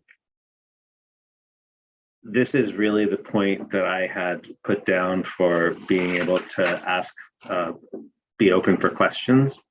So if the committee has questions, I'm happy to answer them and sort of help help think it through a little bit more. Excellent. Thank you. Really appreciate the visuals. They're very helpful, and the way you break it down. Thank you very much. And at this time, we will go to any questions from the committee.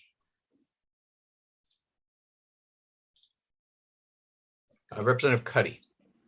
Yeah, not a question, but I did want to, Mr. Chair, I just wanted to echo your statements. It is very helpful to have it sort of taken to a base level and then brought forward. So I really appreciate the way you do this. And then this in conjunction with the report really helps my understanding.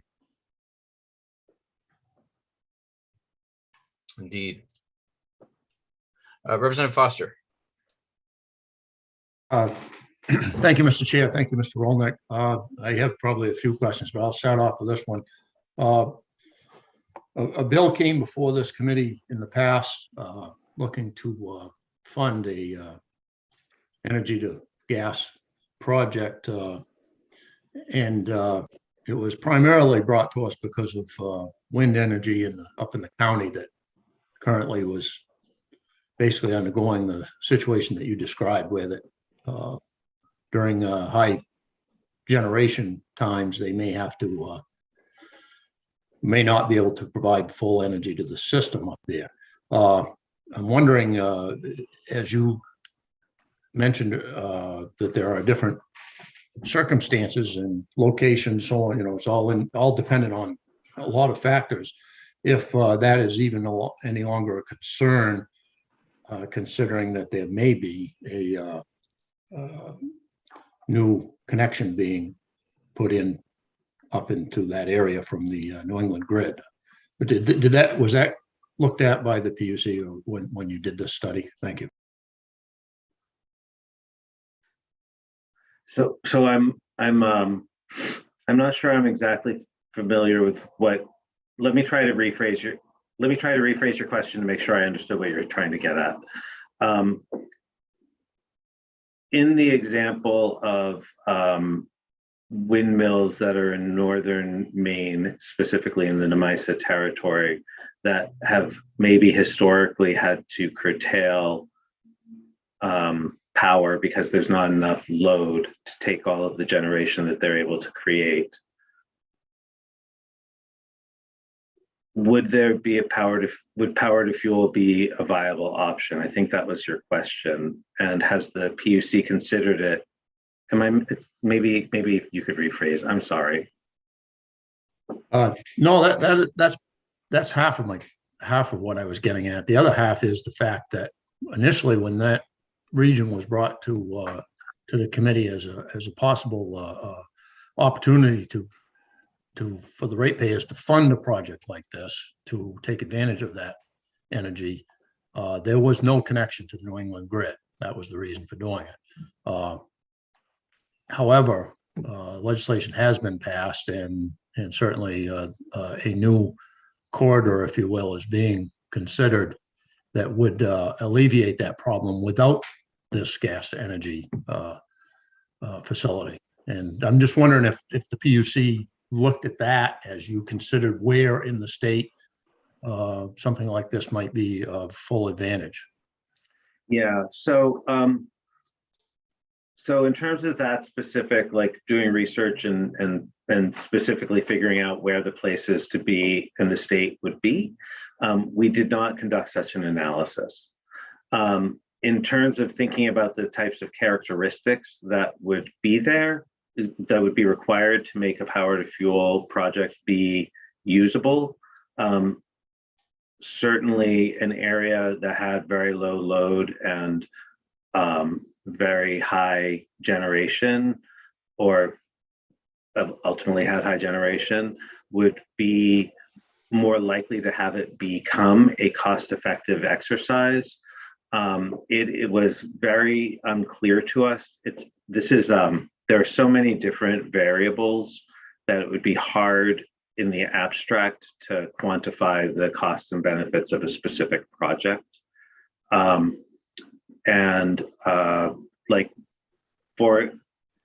that's the first part of it. Like in the abstract, it's just very, very difficult to quantify, if not impossible.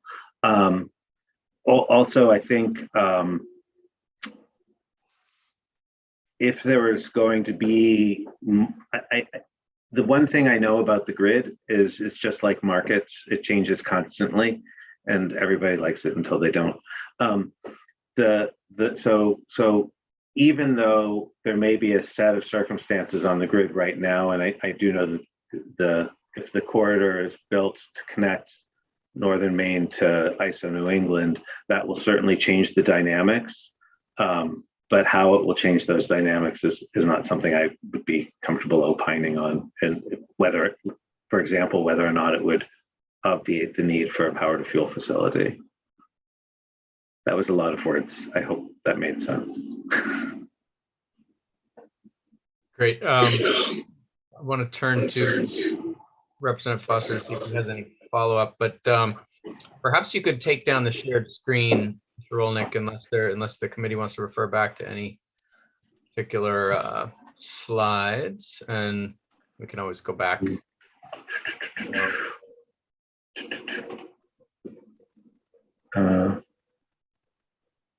Am I still sharing?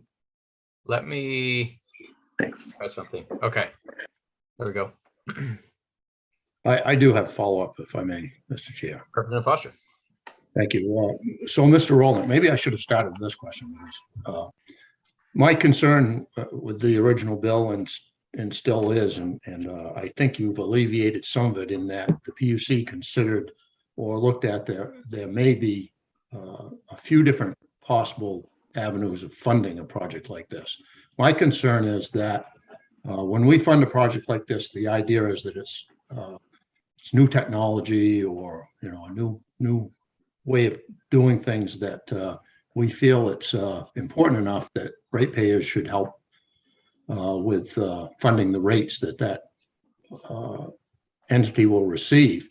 And I'm concerned about this in this regard, that I believe the generation of gas, hydrogen, or ammonia, whatever, from a project like this is way beyond the developmental stage. And as I'm sure the PUC, and I think you mentioned here, it's been found that other places in the country are actually utilizing this. I'm curious as to how much the PUC looked at. Can the ratepayers afford to fund something like this? And is it really needed to advance this technology? And I know that there are other projects that are being looked at to come online that will advance it even further, funded by folks who can afford it, probably better than Maine ratepayers. Thank you. So I hear your concern is around the role that ratepayer funding could play. That if something were to go forward on this, there's a concern about ratepayer funding of something like this, and whether or not ratepayers would receive value. And ratepayer funding of a project like this is something that is the committee would determine whether or not there was a justification for it.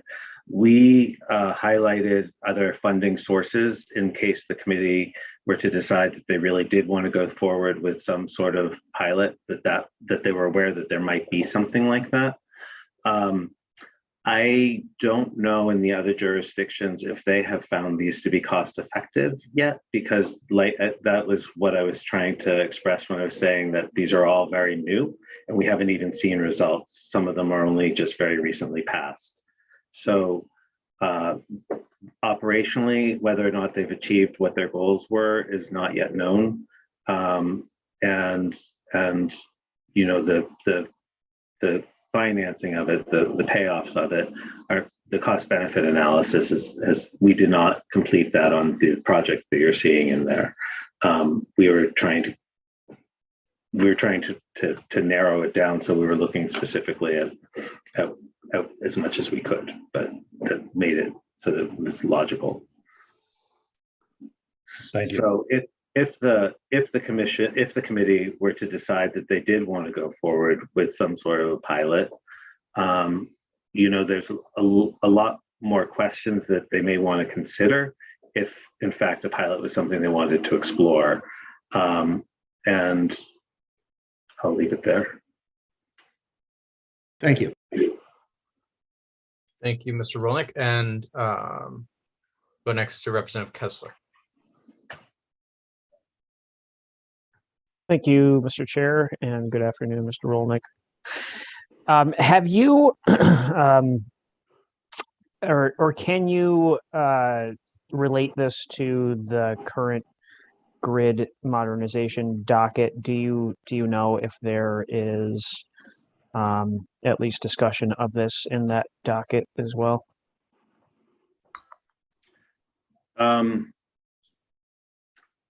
I am familiar with the docket that you're discussing. I am not familiar with whether or not this specific technology has been brought up as a potential solution within that context. Okay, thank you. Great. And Mr. Rolnick, I think you've really helped us to make clear the purpose of these kinds of technologies as a form of storage and with potentially many other attributes and benefits. Is a general matter, would you characterize these technologies as beyond the R&D phase and really in the commercialization phase, scaling up? And I guess I'm referring to hydrogen and perhaps methane as well.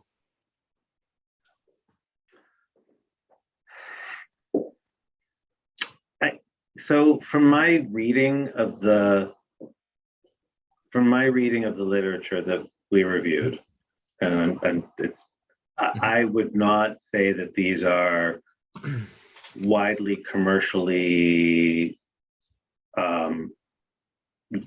in utilization, and I would think that but I may also have.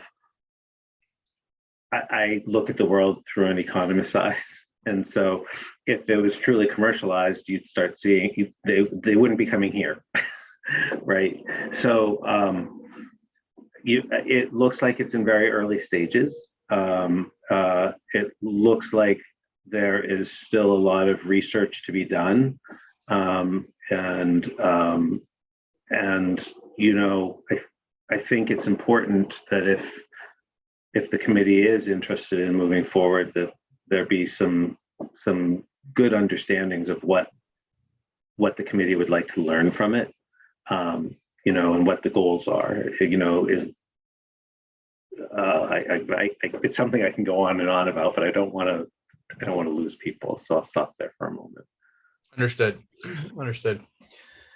And it makes sense that since power to fuel is not just one process or one thing, that you can't answer that question in as tidily a way as I might have hoped. So you did allude to a number of ways that power to fuel can be compensated and can capture the revenue necessary to scale up and commercialize. And I just wonder if you could give a little more specificity to those funding streams. No need to refer back to that slide, but you mentioned some federal resources. You mentioned the forward capacity market, I think. Are there, can you give a little more? Yeah. So yeah. So and where I just want to be, I don't want to overstate the amount of, I don't want to give the impression that we did a very deep dive into these funding sources to find out what their criteria were and how they were doing them. We were looking sort of to see who might be interested in funding these types of projects. And I know that the USDA does actually provide, does have troughs of funding for tranches of funding for energy projects in rural areas. I don't know, that's about as much detail as I know. I also know that the DOE Hydrogen Shot program was funding some of the different projects that we had come across as we were doing the review. And the same is true for the DOE has their Energy Efficiency and Renewable Energy Office.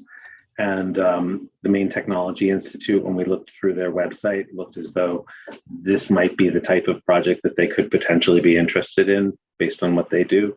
I don't know how big, and then we just know generally all the money that's coming through from the federal government at this point in time.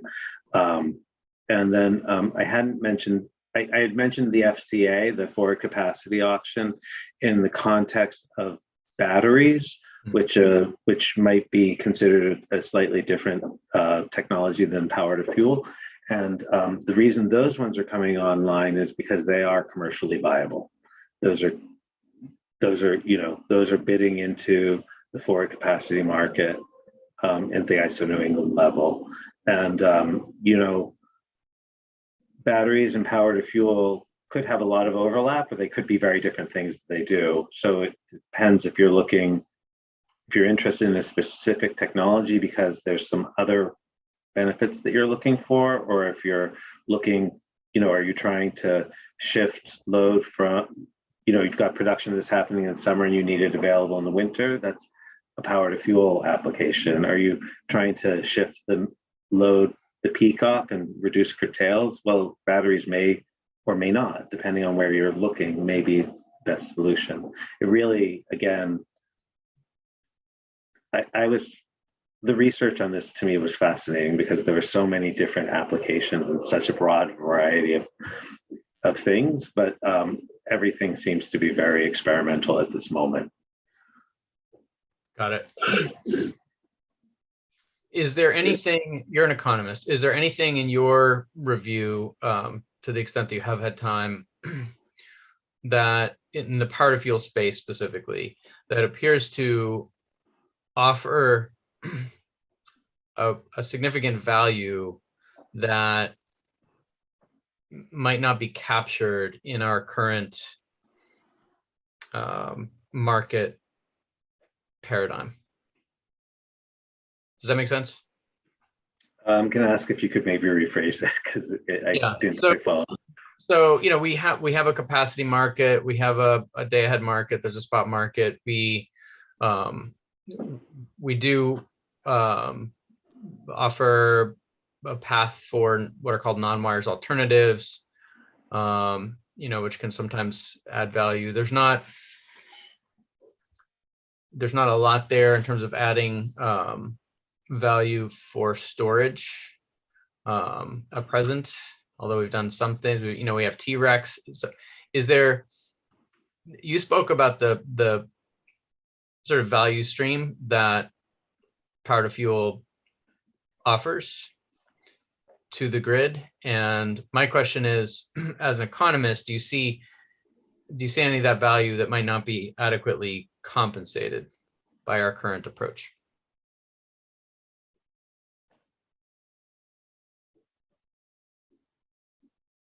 And it's okay if you want to get back to me on that.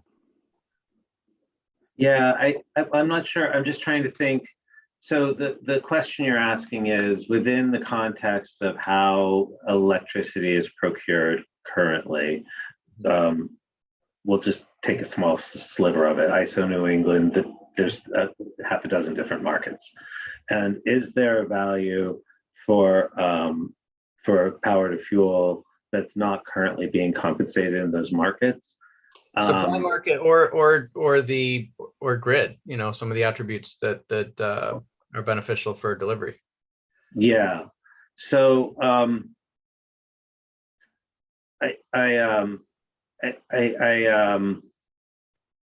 not really sure how to answer that question. It would be a dangerous one to opine on because so many of the markets are really already established and they're very nuanced. And I think to the extent that the committee really wants to explore what power to fuel technologies can do, that probably would require some sort of I'm not sure. You'd probably want to do some sort of an RFP to kind of see, because what happens in markets is generally you're getting the wisdom of the masses. And so more than the dozen of us that are here right now, if there was an RFP, you'd have a lot of people who are trying to make a lot of money figuring out where there may be an arbitrage opportunity or something like that. It's not clear to me. It's not clear to me that there aren't other technologies that are handling some of the shorter term operational things that are in there cost effectively. I think there could be a role for power to fuel at some point. It really depends where the committee is interested in going and what they're interested in exploring. Got it. I think economic efficiency is what I'm primarily interested in, because our systems are really, they've evolved from the 20th century grid, which I think looks pretty different from where we're heading. And so I'm interested in making sure that since you get what you pay for, that we're paying for what we want to get. Yeah. And you can get back to me if you have any other brilliant insights following this discussion. Yeah, I certainly will. I don't know that I have brilliant insights, but I do know that there's a lot of projects that are out there that are in sort of the very early stages that a year or two we might be having a very different conversation in terms of market maturity and sort of what lessons are available to be known. That's great. Very good. Any other questions for Mr. Rolnick for discussion? Well, it really was terrific to have the presentation. We very much appreciate your way of explaining things, breaking it down, and building up understanding from the very basics. Your icons were excellent. No need to apologize for those. And we look forward to having you back to talk about another report in the future at some point. Thank you very much. Take care. That concludes the committee's work for today, unless Lindsay, that you have anything else for us. I just wanted to give everyone a heads up for what we've got coming up on Thursday. So this Thursday, we have scheduled annual reports from Maine Connectivity Authority and the Connect Maine Authority. But in addition, we've got scheduled the quasi-independent state entity reviews. Some of you may recall from the second regular session of the 129th doing these reviews. So we'll just be looking at those two entities on Thursday, and then we have two more quasis to look at later on. But I just wanted to let the committee know that we've posted the last 2 years' annual reports on the EUT committee website. So if you wanted to take a look at those before Thursday, those quasi reports and the annual reports of those two entities generally are posted on the EUT committee page. Great, thank you very much, Lindsay. And with that, see you all tomorrow in person at the State House, and again in committee on Zoom Thursday morning. Meeting adjourned. Enjoy the rest of your day.